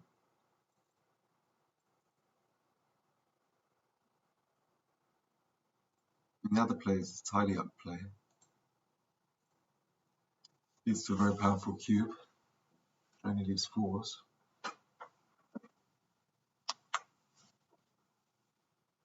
But no point in board. I like this. Makes the 5, unstacks the 6. Don't really care about getting hit. But now he double anchors. It's not going to hit, I don't think. And I don't think we even have a cube against a 4-1 game. Where he's got timing and nothing burnt.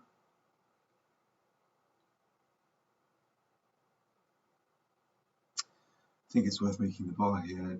Yes, it leaves double blots, but it's just so pure, and he's got 4 men behind 4 prime then. I mean, the other play is just stiff and leaving shots anyway.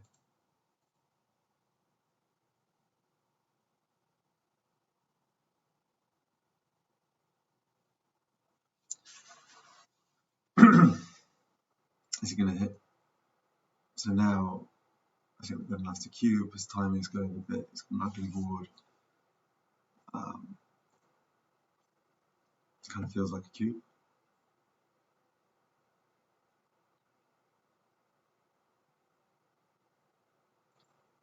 Only small, 0.03, but it was.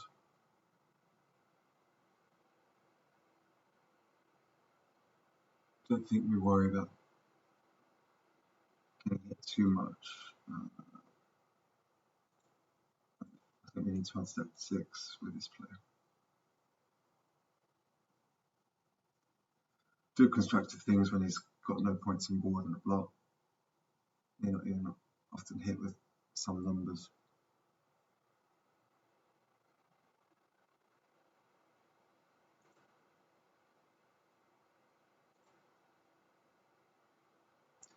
Do we want this point? Or do we want to bring a builder here? So it's 4 builders for the outside bar.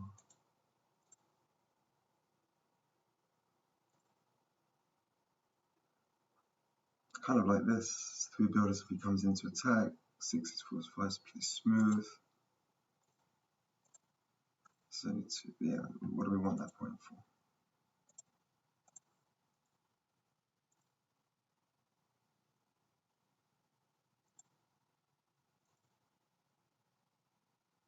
Oh, so concerned. My play was better than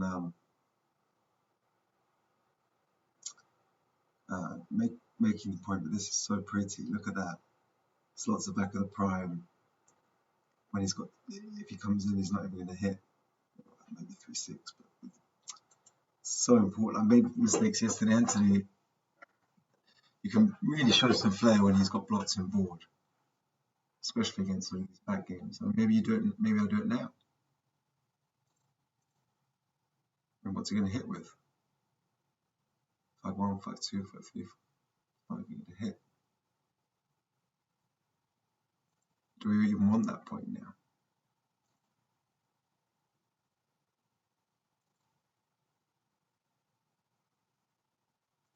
And is there any point slotting it?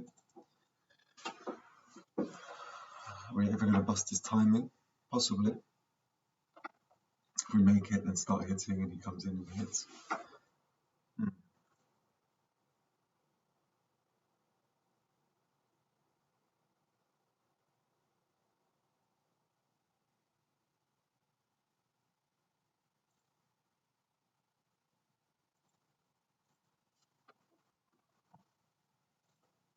Thing is, I would have just played this without thinking too much before. But now that I've seen the previous play, you know what? I quite like it. Let's go with that. It's kind of cool. It's got, it's 3 blots on board now. Does bring an extra builder for the 20 for the 3-point as well. Give him some cracking scenarios. Possible. That was a good roll for him. 2. I'd like to leave it slotted in a way. If you roll something at a 6, I get hit. It's good for me to get hit here. Or maybe not. Then this is too brittle. I think we just got to play this.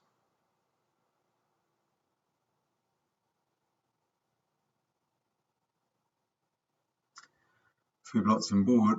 I think we slot the 3.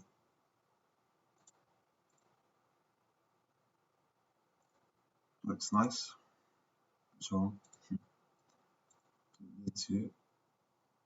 Oh, that looks ugly, that play, but it's better.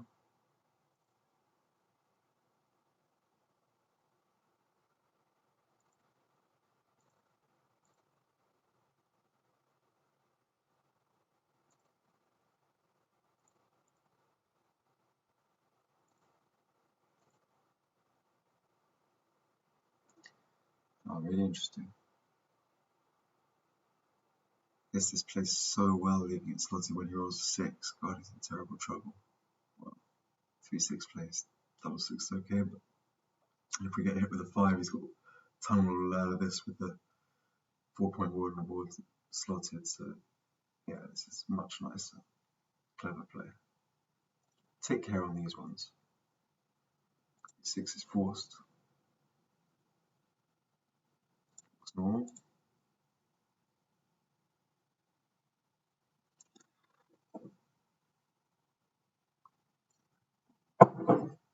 I know so many of my plays.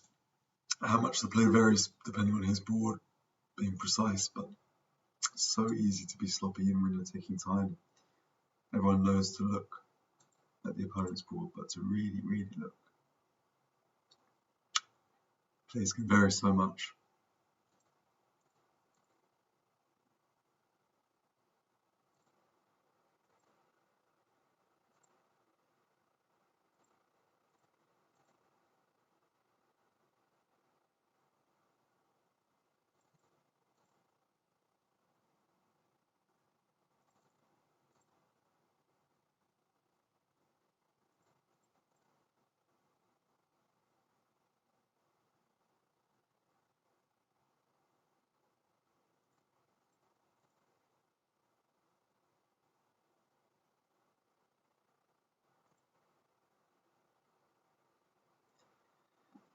Take off or slot?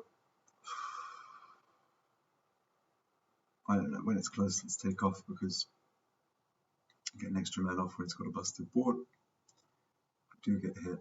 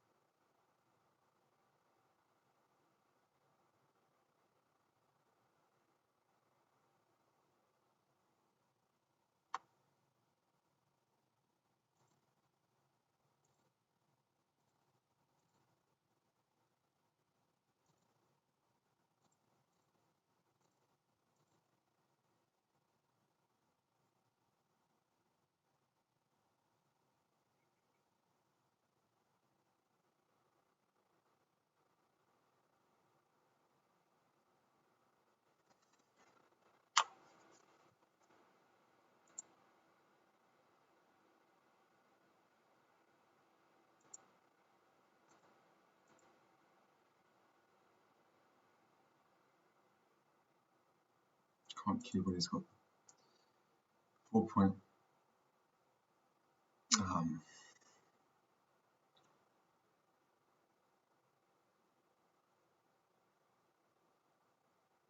think the 5 is the 5. This is just so ugly.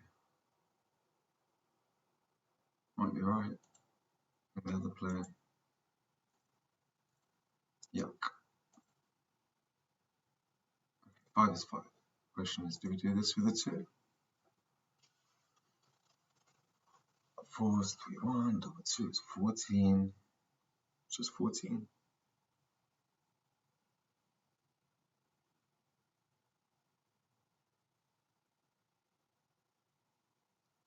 One, 4, 2, 4. He's going to anchor duplicated, so it's 10 extra shots really.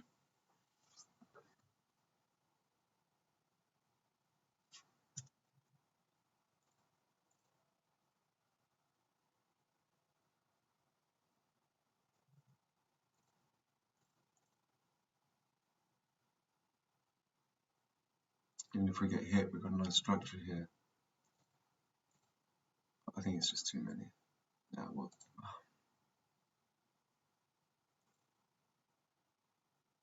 so much prettier. 0.4. Ugly, pretty. Can't really reason it out. Just ugly versus pretty. I could reason it out, even when we get hit downside. Not so big. Almost found it. It's just harder to get to a cube like this position as well without those men. Oops, what did I do there? I had to click on that. That's the one, obviously. I think we slot because then if we missed, we can make it or use it as a builder, even though he hits, we'd rather he breaks the mid. I think that's worth it.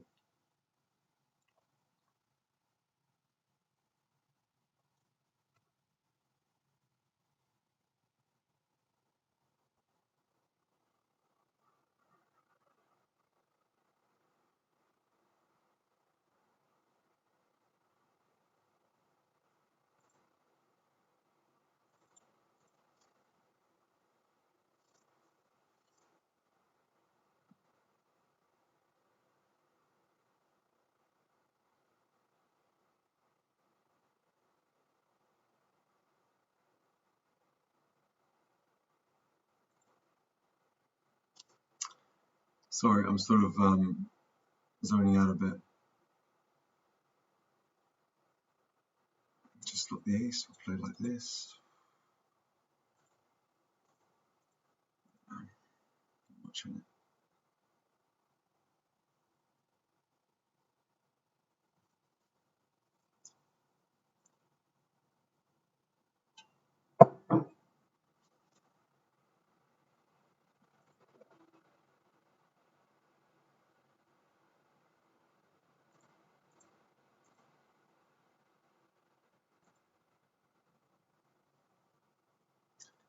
It's not a pay now, it's kind of pretty. Makes the 5-point board and gives us something to clear. Don't think I'm cubing this, even though I'm ahead of the race and got ones to hit. It's just not, they're not conclusive, and you can come back in any time. Obviously, this is pretty much our best one.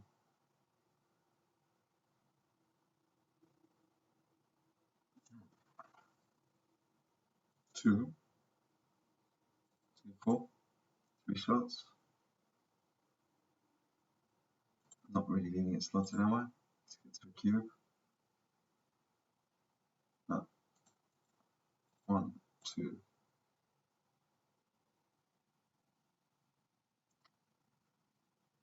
Well, I could just play this, leave no shots. But why not? Why not play that?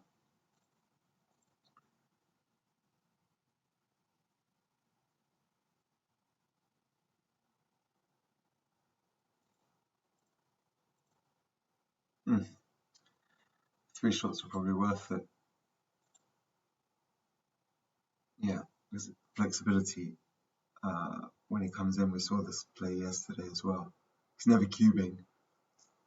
3 shots are worth flexibility. Now I'm so stiff. But anyway, I'm 33 pips up. He's on the bar. I won some gammons. Obvious double.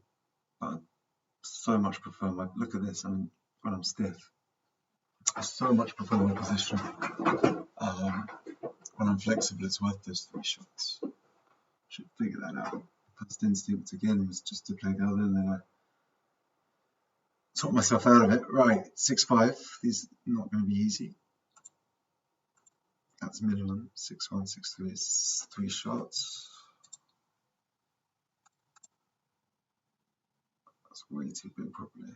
6-1, 6-4, 6-5, 6-2. 6-1, 6-2, 6-5.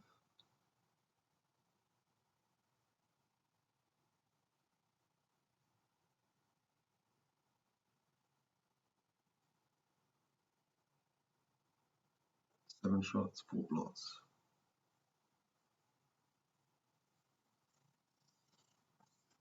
Seven shots, 4 blots. 3 shots, 1 blot.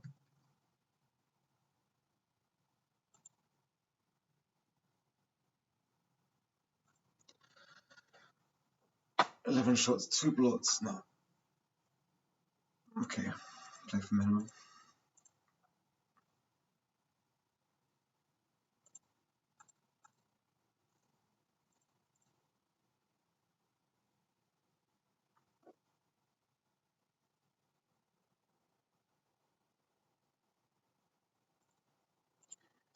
Zero shots, 5 away to clear if he comes in.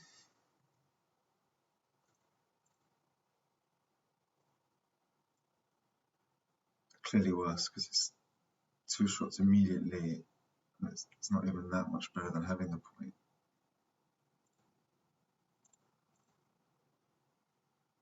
They were close. Again, this was slightly better than one blot, I guess. Because if he comes in sometime. Anyway, they were quite close. I'm not going to spend all day on that. They had a lot worse errors today. Oopsie. 11 shots by slot.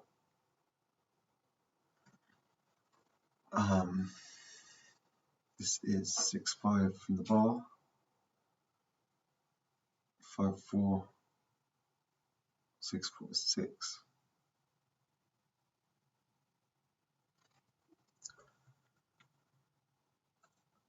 So many more gammons. 5 extra shots.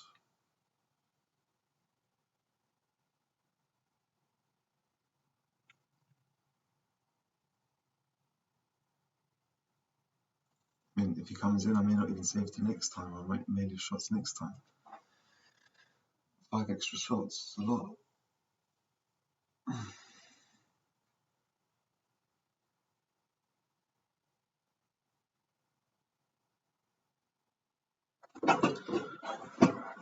I think it's worth it because of the gammons. Seemed pretty close, 0.03, but just about right. What happened? Came in and hit. Might have an interesting cube decision. I don't actually have a reference here, but it feels like this is a take off jam enough games. Never get gammoned. I take this. Really close. Interesting. 0.02 pass. Should play around with this and find a borderline later. This outfield control with 1 man back versus a 5-point board. In fact, I should do that versus a 3, 4, 5, 6-point board. Once you've got the 3-point board, it's always going to be double pass. 4-point board, some of them are going to be close, depends where they are. 5, you move that checker to here, maybe it's a take. Really good one. Hard unless you've got a reference point.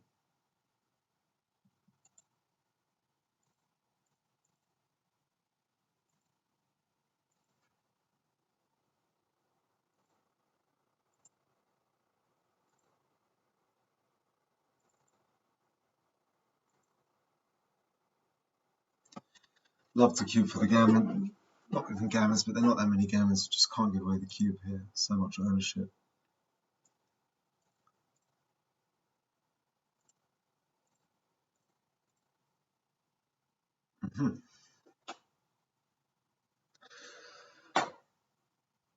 First instinct is not to give the cube.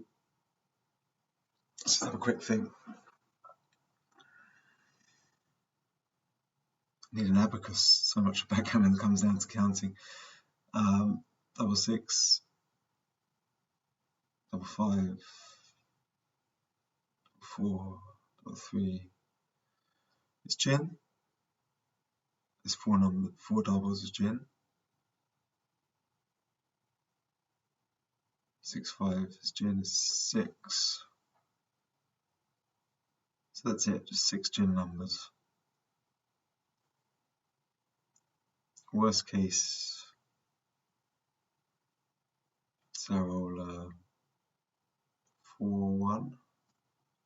Leave tons of shots, get re-cue probably. And if I hit and pass, he still gets a shot. I don't think it's a cube. It's not enough market losers.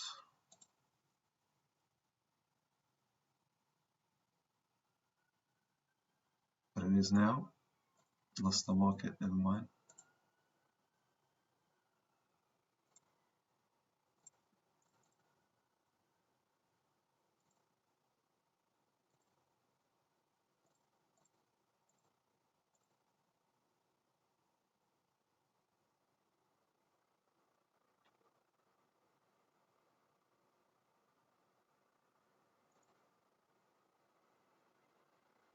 Would you have got that play right, slotting the bar and hitting?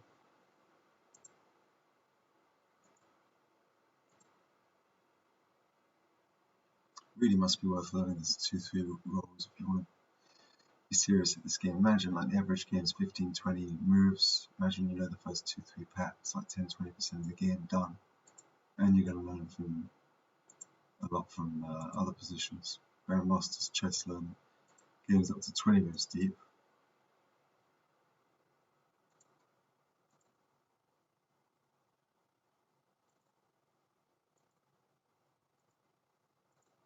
Not playing faster deliberately this game, it's just there really haven't been any decisions. Said before, you play on a session of 10-25 games is going to be variable. So much about quality of decision making.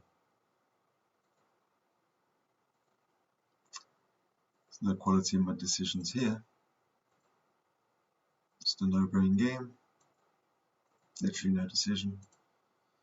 At 0.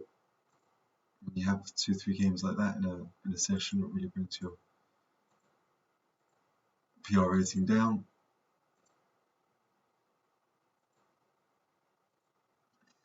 Let's get off the triple.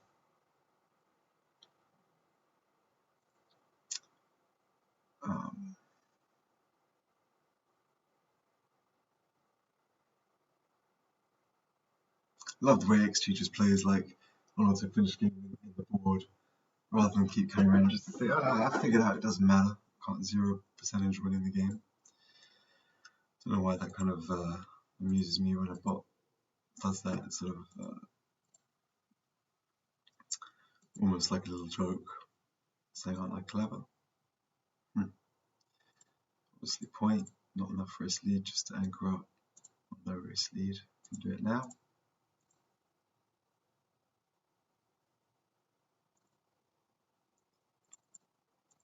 Again, not playing fast, just no decisions, no brain game.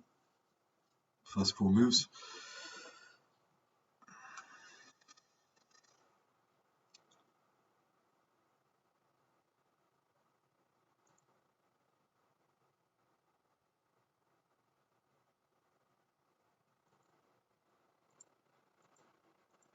Just a 6-4.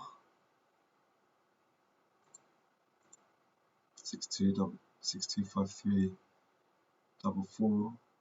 It's too many. I'm not winning the race. I think it's too many.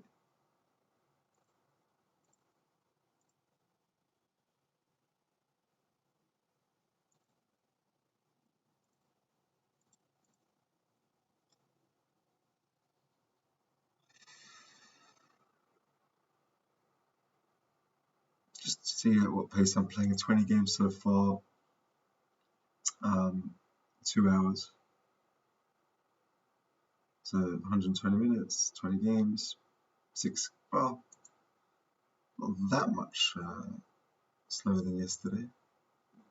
I played 25 games in 2 hours yesterday, roughly, and now 20. So the difference is, feels like I'm playing so much slower, like 20-25% slower, and say 25% slower. Feels like much slower.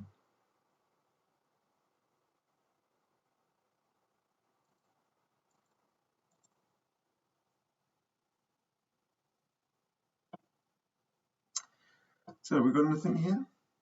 Seems like it might be a James special, early cube. Race is level.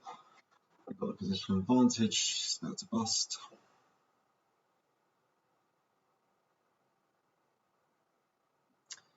We can roll, I don't know, double 2, double 4, 6, 5. I like these cubes because we've only got good rolls, no bad rolls, pretty much, and Although the race is level and you can skip out the turnaround, you never get to quick re-cube in. So we don't mind giving the cube away. This is double. Oh, obviously I like it as a pass. So it's quite surprising. 0.08. Wow, monster pass. Monster pass. I probably need to analyze this a bit later because I thought 3 pips in it. I was thinking about doubling, not passing.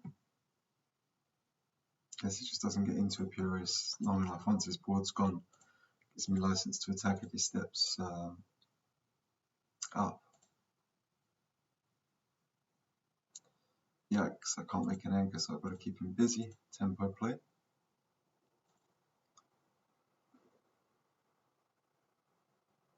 Still can't make an anchor, right? The numbers I needed. Or 3-1. Anyway, so as I can't make an anchor, I'll make some point to tidy something up. That's a 6.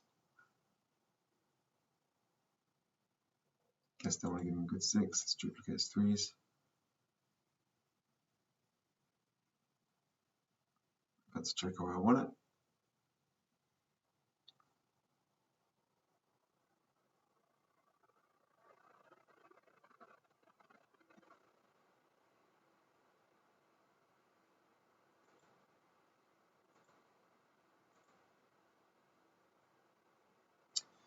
Too easy. 2 more to play. Not so easy. Ace. Ace doesn't seem like the right idea. It just burns checkers off the thing when I got 4 minutes to go and there's no real blitz. I feel like the outside, well, 3. Got 1 more to play. I can make 8 as merits. Duplicates 3s. Or with the last one I can just do this.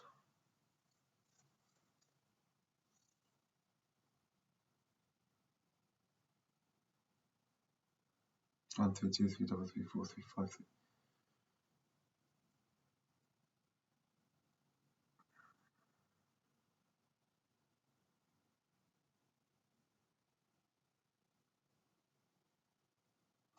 Numbers.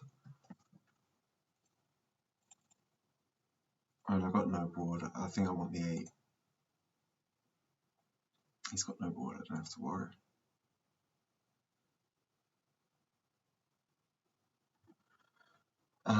Interesting one. I make 2 anchors. Kind of primes myself on the 3. No shots. Still stuck in the race.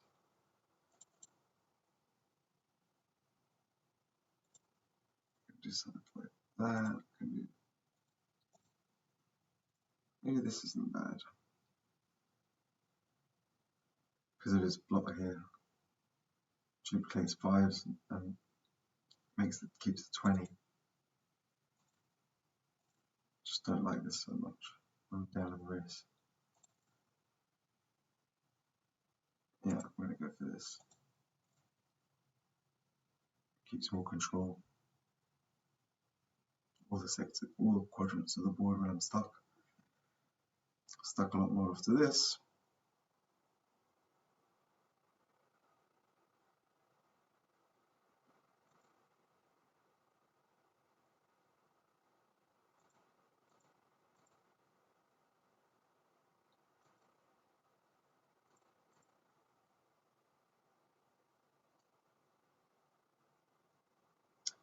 Bring him out into the 6.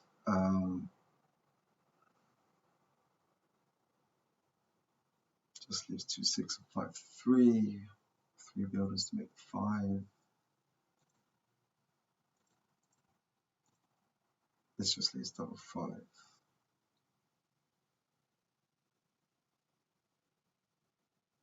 Maybe this is better. Not sure.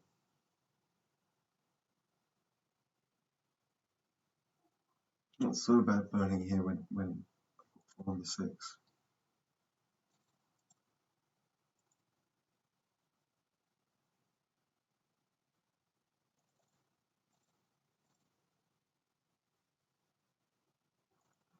Not sure. We're close. This was clearly better. Not even close. 6-5.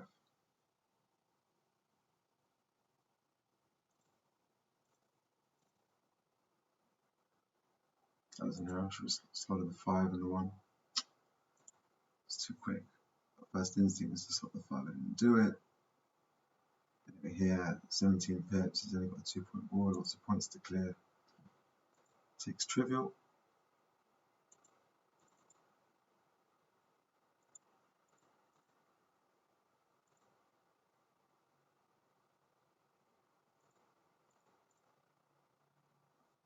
I do this. Stuck 18. Skips over. I think we need the contact. Saw a play like that. It's similar. It's probably a big error to, well, only small actually, 0.01. There's a play. It's amazing how the reason why I'm playing fast is okay because Backgammon Ultimate years ago had pattern recognition, and there was a play earlier where it was right to stay back in this session. I don't know if you remember. Probably switched off it so long ago. Anyway, I'm keeping the board here. Oh, that was a mistake. That was too fast. Of course, I can play both down and make the board later. It's really brain dead with that one. Right, slow down. Try and finish this session well.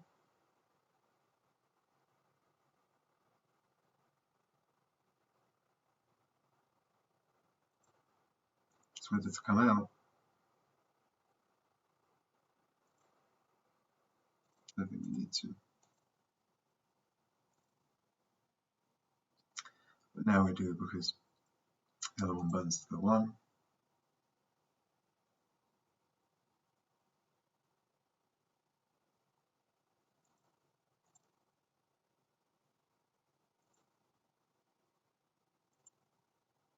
It's worth burning to the 1 because I think it's too costly.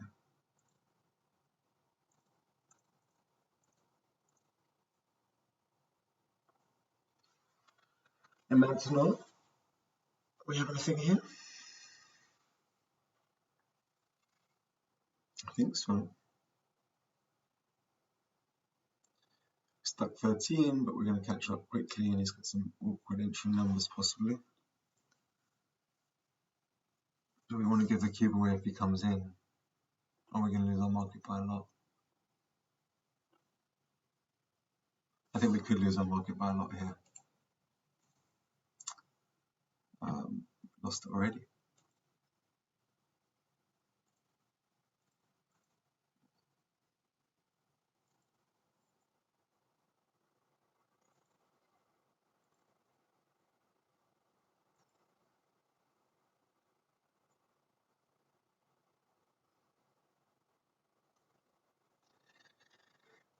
Okay.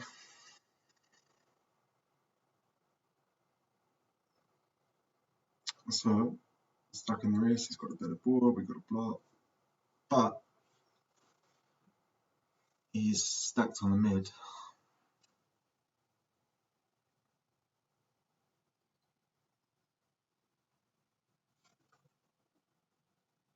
And if we anchor away on the cube, we're going to win so many games.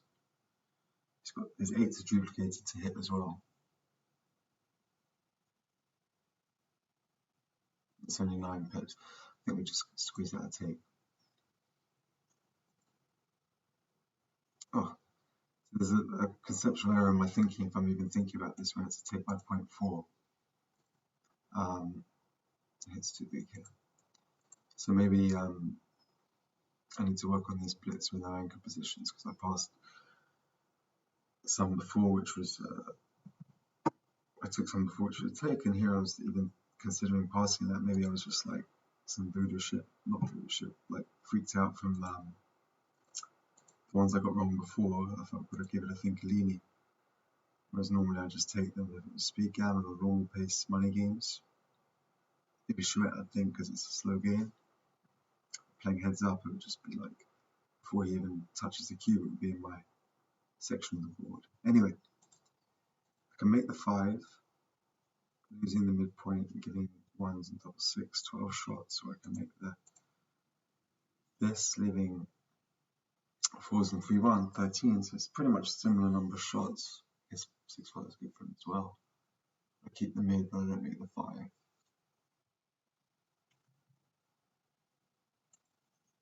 Well, actually, I could play the 3. Why didn't I see this before? I could play the 3 and 5 either slots. It's got some awkward numbers, which just hit. Yeah, let's do this.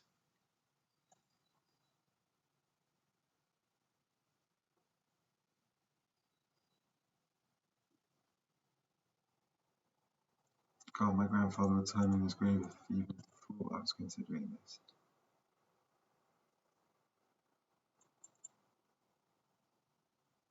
I mean, this just feels too passive down in the race. This, he's got a stronger board, at least 2 blots. Could this really be thought? No. It's wrong by so much. Okay, I'm gonna hit.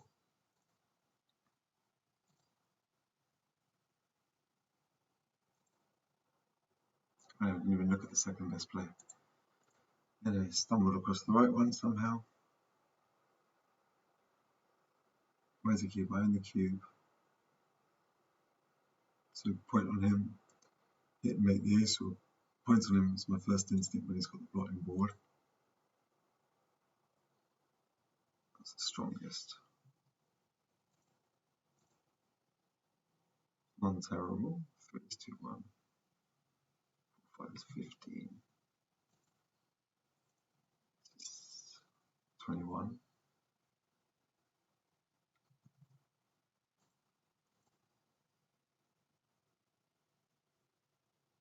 Makes him play. Go for this. Small error, it's difficult play. Third choice. Tricky play, that one.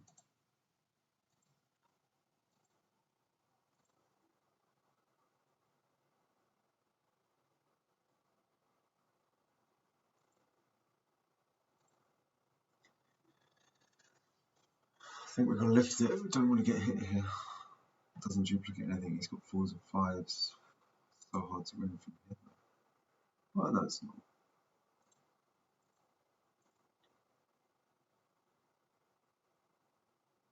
It's just too much of a parlay to be missed everywhere then cover.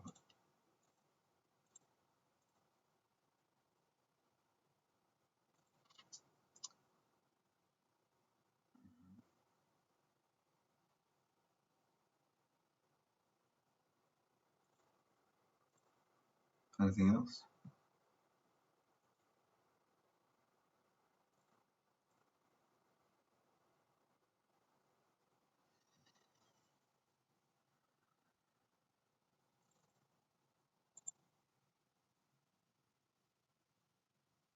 Yes, duplicates 5s. No.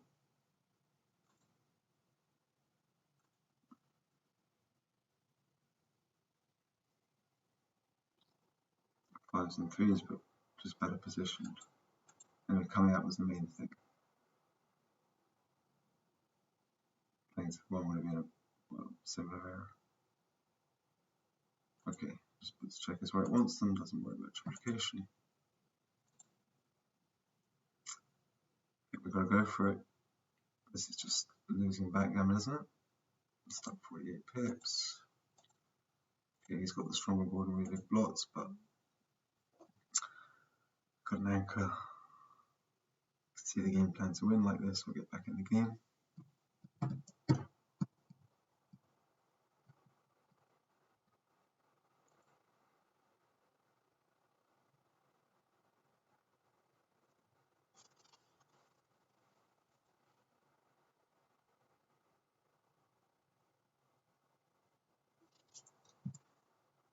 I guess this is minimum.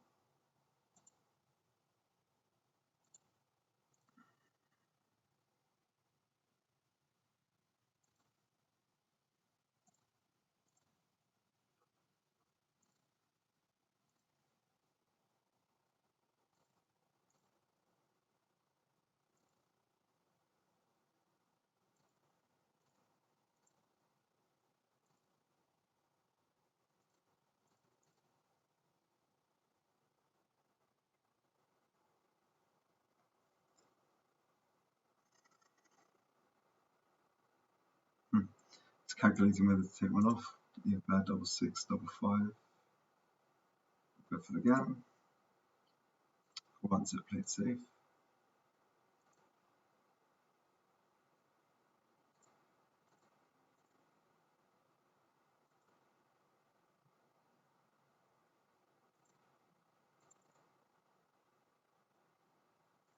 Not going to get gammon from here. I think this is fine. Sorry, not going to get gammon is a bit unscientific, but I could get a range of get pretty close to estimating the gammon if I tried, I guess, but it's low enough that I realised making the board was worth it. Okay, final 3 games.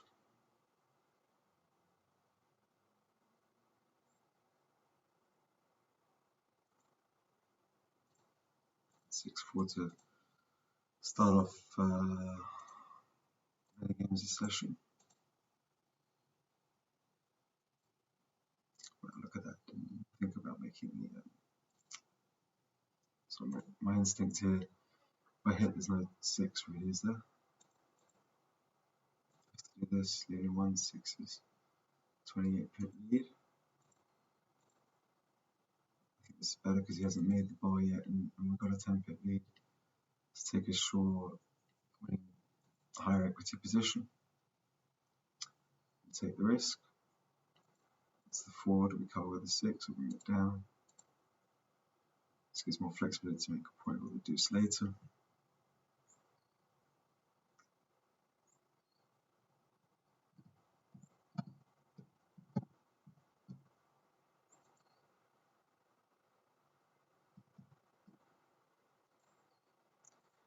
Duke 2s.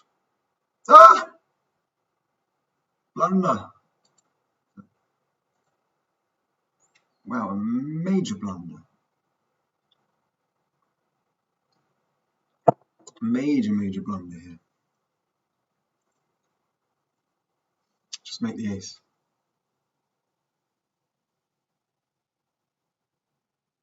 Up 18 pips. Consolidate position. You got an anchor, you can make the 5 or 4 later, run later. It's a good position. Way too fast I played this one. I'm supposed to be playing slow. I'm not sure if I would have got it right if I reasoned it out. I think so. And after this play, Schmeist with 2s. He's got the stronger board. So often you've got the when you've got the winning position, you just don't need to take the risk, and he's got the stronger board. And why like look at this position now.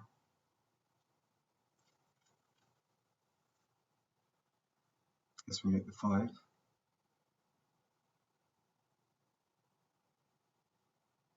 To the 1, I'm leading shots anyway. This sure gain.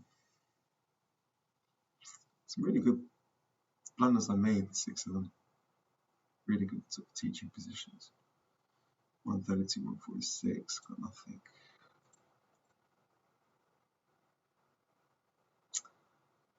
Guess we make the board. 2s and 5s were a bit duplicated over there. The other option is this. Duplicates 1s. It really does duplicate 1s everywhere. These 3 blocks.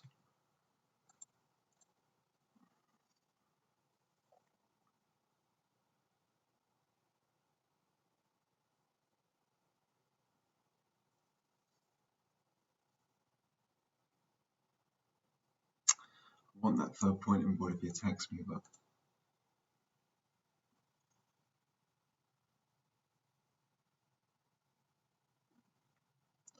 not sure, but I'm going to go for the board.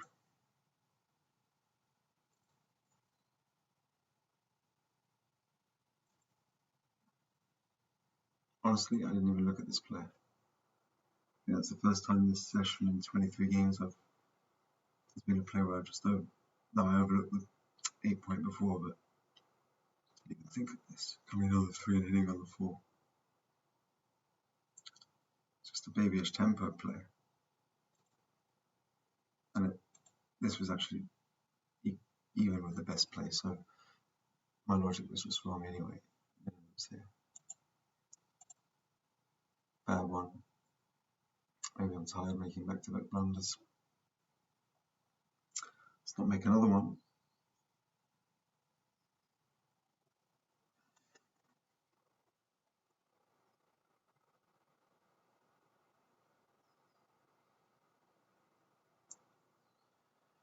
So we are going to be hit with 2s and 5s.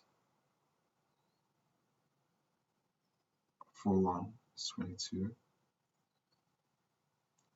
6-4 is 24. 24 shots. So 2/3 of the time we're going to be hit 2 on the bar in real trouble.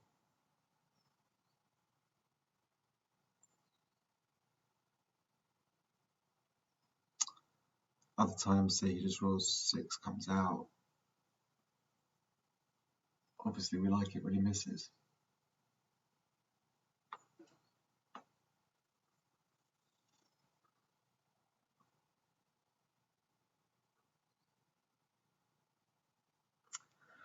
Oh, we're 14 pips up. We've both got 3-point boards. Say he hits, can I scramble some wins? He's only got a 3-point board. I come in.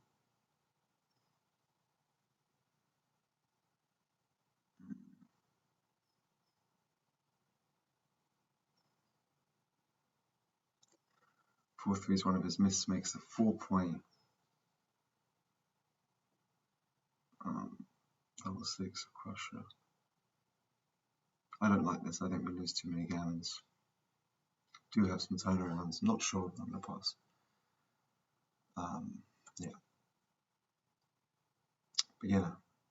Weak game. There's obviously an easy take. 0.227. Guess we wouldn't love games turning around. Even when he misses, he's in trouble when we come in. We're going to lose 23% gammons. I say only with the 16 in the start. Okay.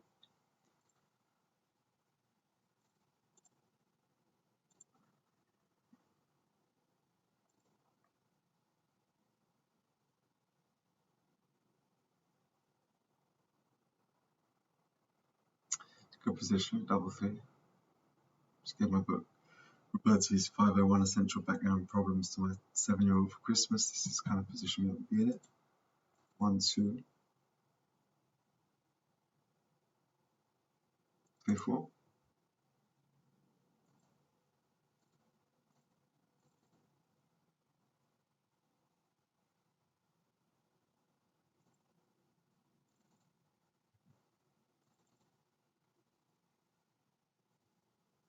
Feels like at the start of the session I'll just get this right without even thinking, and now so many options here.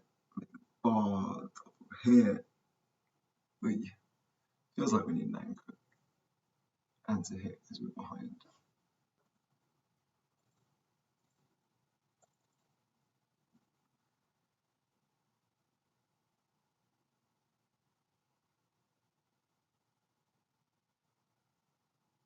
12 returns.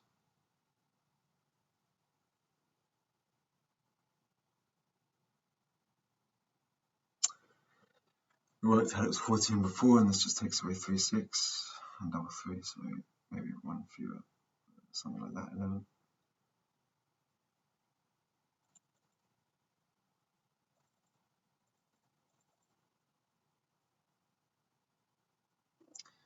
I don't like this. He comes in, I'm stuck back on the ace.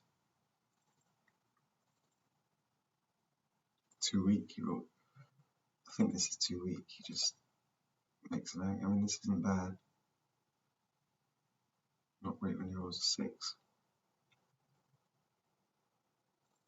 Alright, let's do this. Makes an anchor, hits, achieves a better point. Please, I reason that out. Yeah, fulfills the objectives. Hit back, we still got the anchor.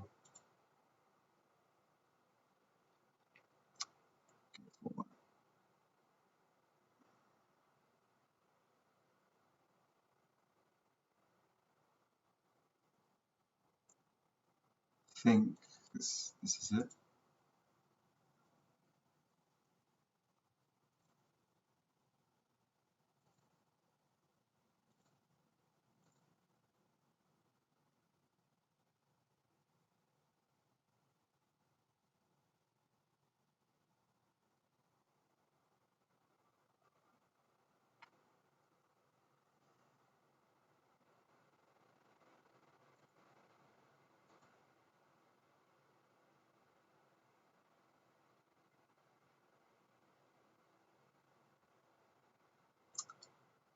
Do I want to slot the 8 or the 1? I'm going to do this.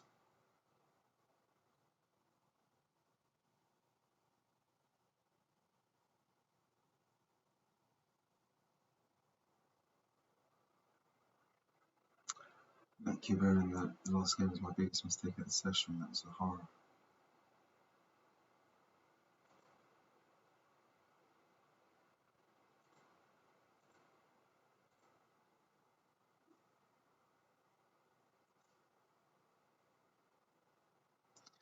This one I ain't passing in a month of Sundays.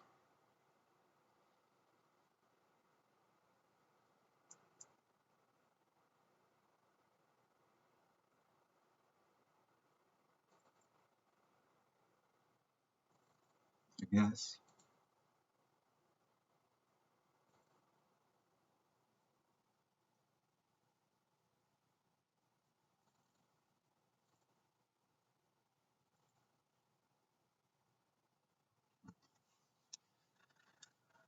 So I'd ideally love to come up, but then we just get bashed, or he rolls a 6. So we can make the 5. Great shape. If it doesn't roll a 6. I think that's it. I do this, I'm struggling whenever he comes in. If I do that, he attacks.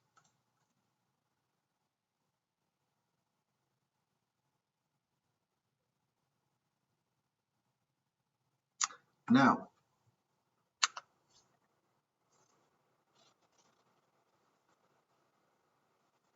probably not to even be thinking about cubing this and giving the cube away. Just have a quick think through the numbers. That was 6, that was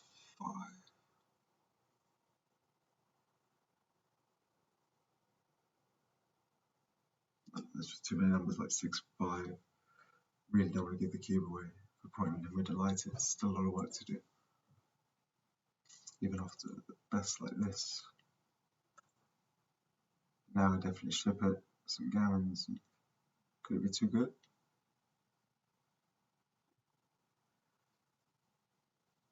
I don't think so, because if we bring 2 in and he comes in counter prime.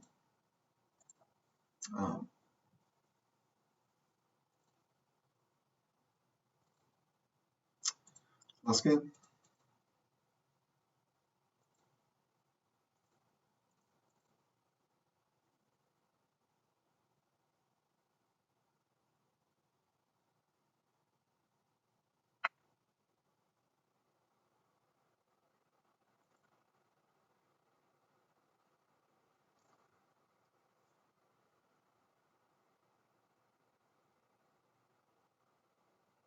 I think we hit because we've got the better board and no race lead.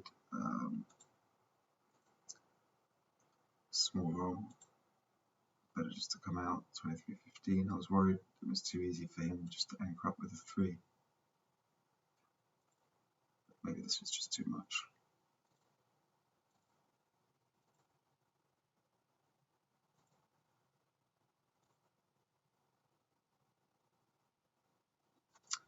Right, forward to play. This was my first choice. It's immediate pressure, even if it's stripped if he points at us. This keeps us, yeah, I like it.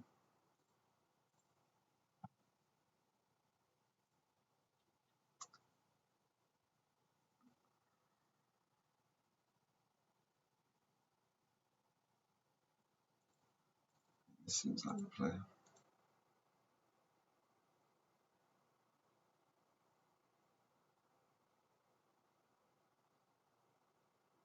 He's got a choice. Pick pass one bar.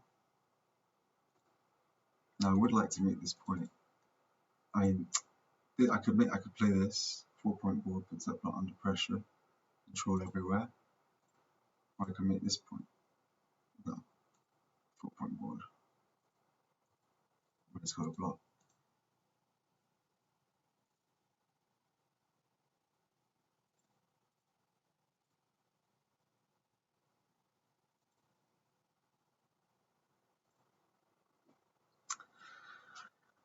Where's the one?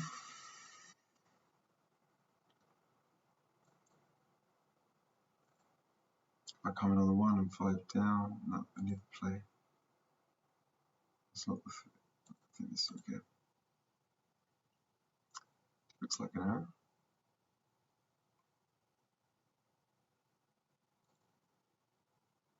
Oh, 24, 13, 8.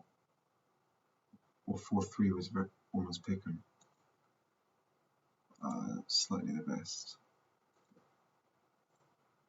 The worst errors this session. It's hard to 25 games thinking like this. I'm telling you, it's quite brutal.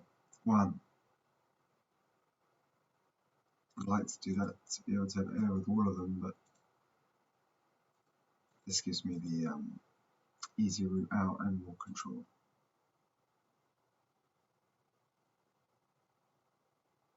They were close. Slightly better. Nothing in it.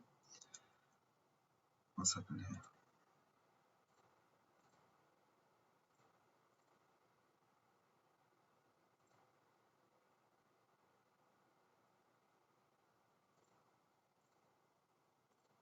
Seems like the right idea. Control. We've got the stronger board. Pressure him everywhere. Might be this. Sorry. Oh, no! Oh, misclicked. I meant to hit. I just saw that. I said it maybe, and then I meant to hit. That was obvious. That was 0.09 for nothing. Anyway, 0.09 on a 25 game session. That was blatant misclick. Anyway.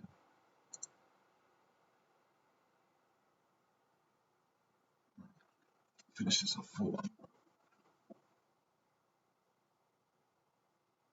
If I make that point, where's the 4? Obviously, I'm staying back on the 24. I'm using the race to keep the pressure.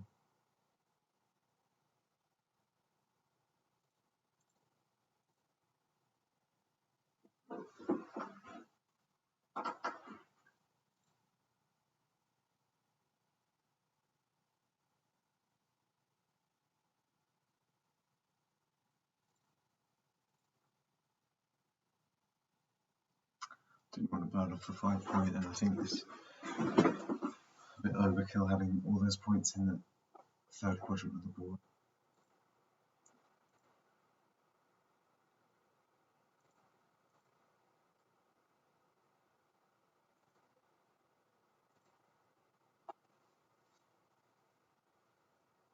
Just to play. My hunch is this. Duplicates the 1s. So this is 1, 6, 3, 4 in the bar. Plus double 1, 3, 1. 7 shots. It's got to be right? Yeah.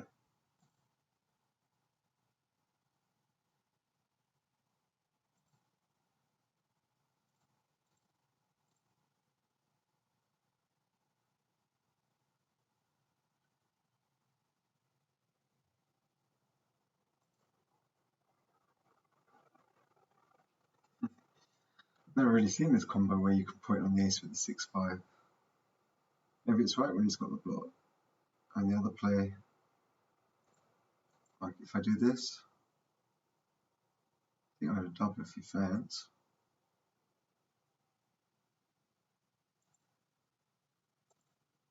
Sorry. The other play is a pure play. Probably better now. hit back on the ace. I mean, it's not that bad when I've got the anchor. If he comes on with 3, I just prefer this in all the other situations. This is horrible when he comes on. Yeah. Oops. Don't want to misclick twice on the final game.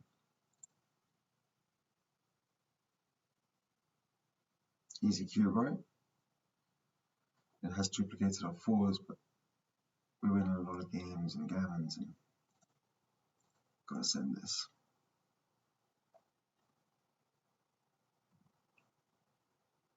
So put a second up on the roof now. I think we make the board. Go after him later. It's too bad when we get hit back here.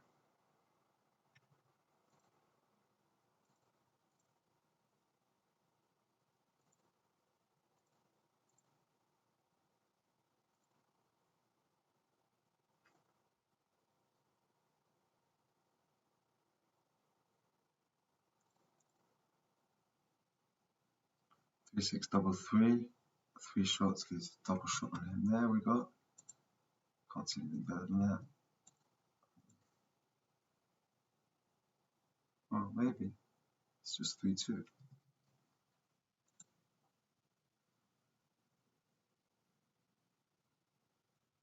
Yeah. No. Can't really explain why, but that was better.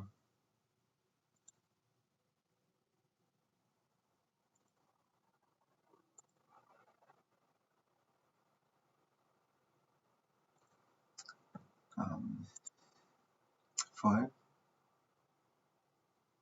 Row 1. Earlier in the game it was right to do this because you can fill it in with a 1.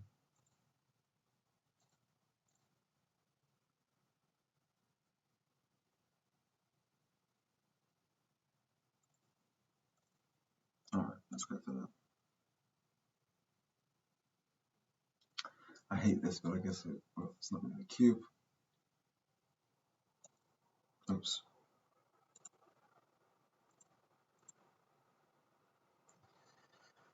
One, 2 is the easy part. I guess we left them both. How are we ever going to win like that? He's got the cube, actually going to win the game.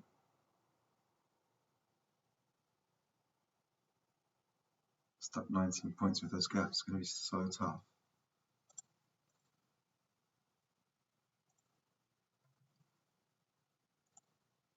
Sorry. 1, 2. 3 even.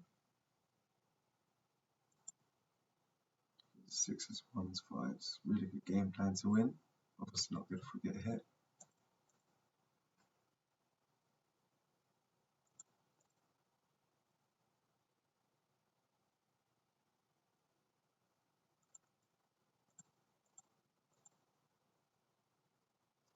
How about lifting 1?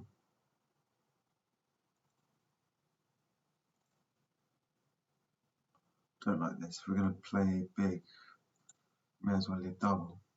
I think I'm going to. We have to find a way to win. That's 2. Do we make a fancy play or just... And this gives us 5, 6s, 1s, 9s, 10s.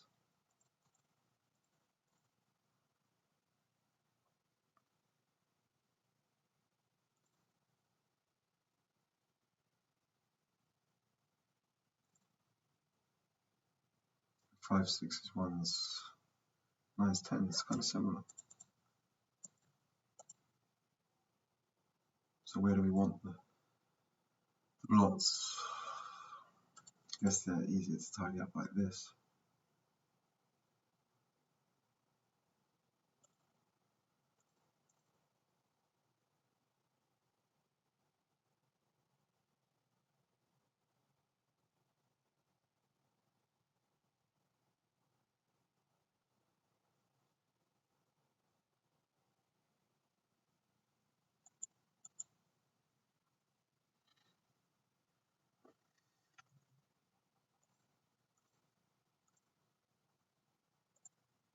Not sure. Go for this. Blunder. First instinct was right, just lift them up. 0.3.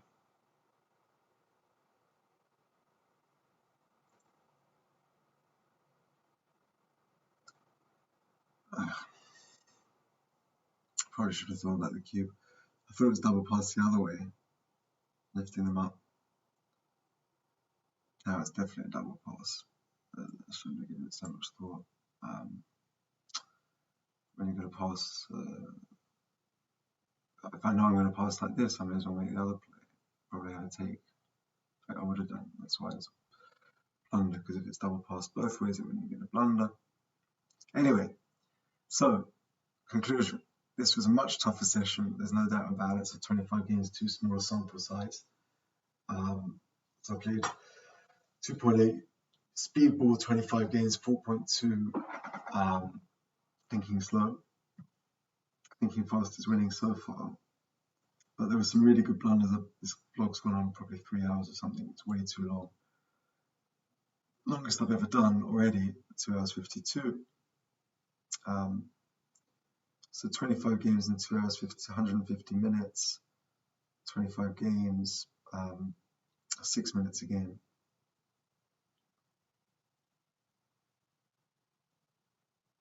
Sorry, I'm tired.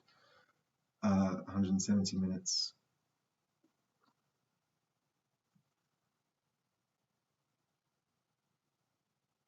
Yeah, like 8 minutes a game or something. So I'm playing about 25-30% slower than the previous ones. I'll look over those blunders. There's some actually really good positions in this session. Summary. Sorry, go to the end.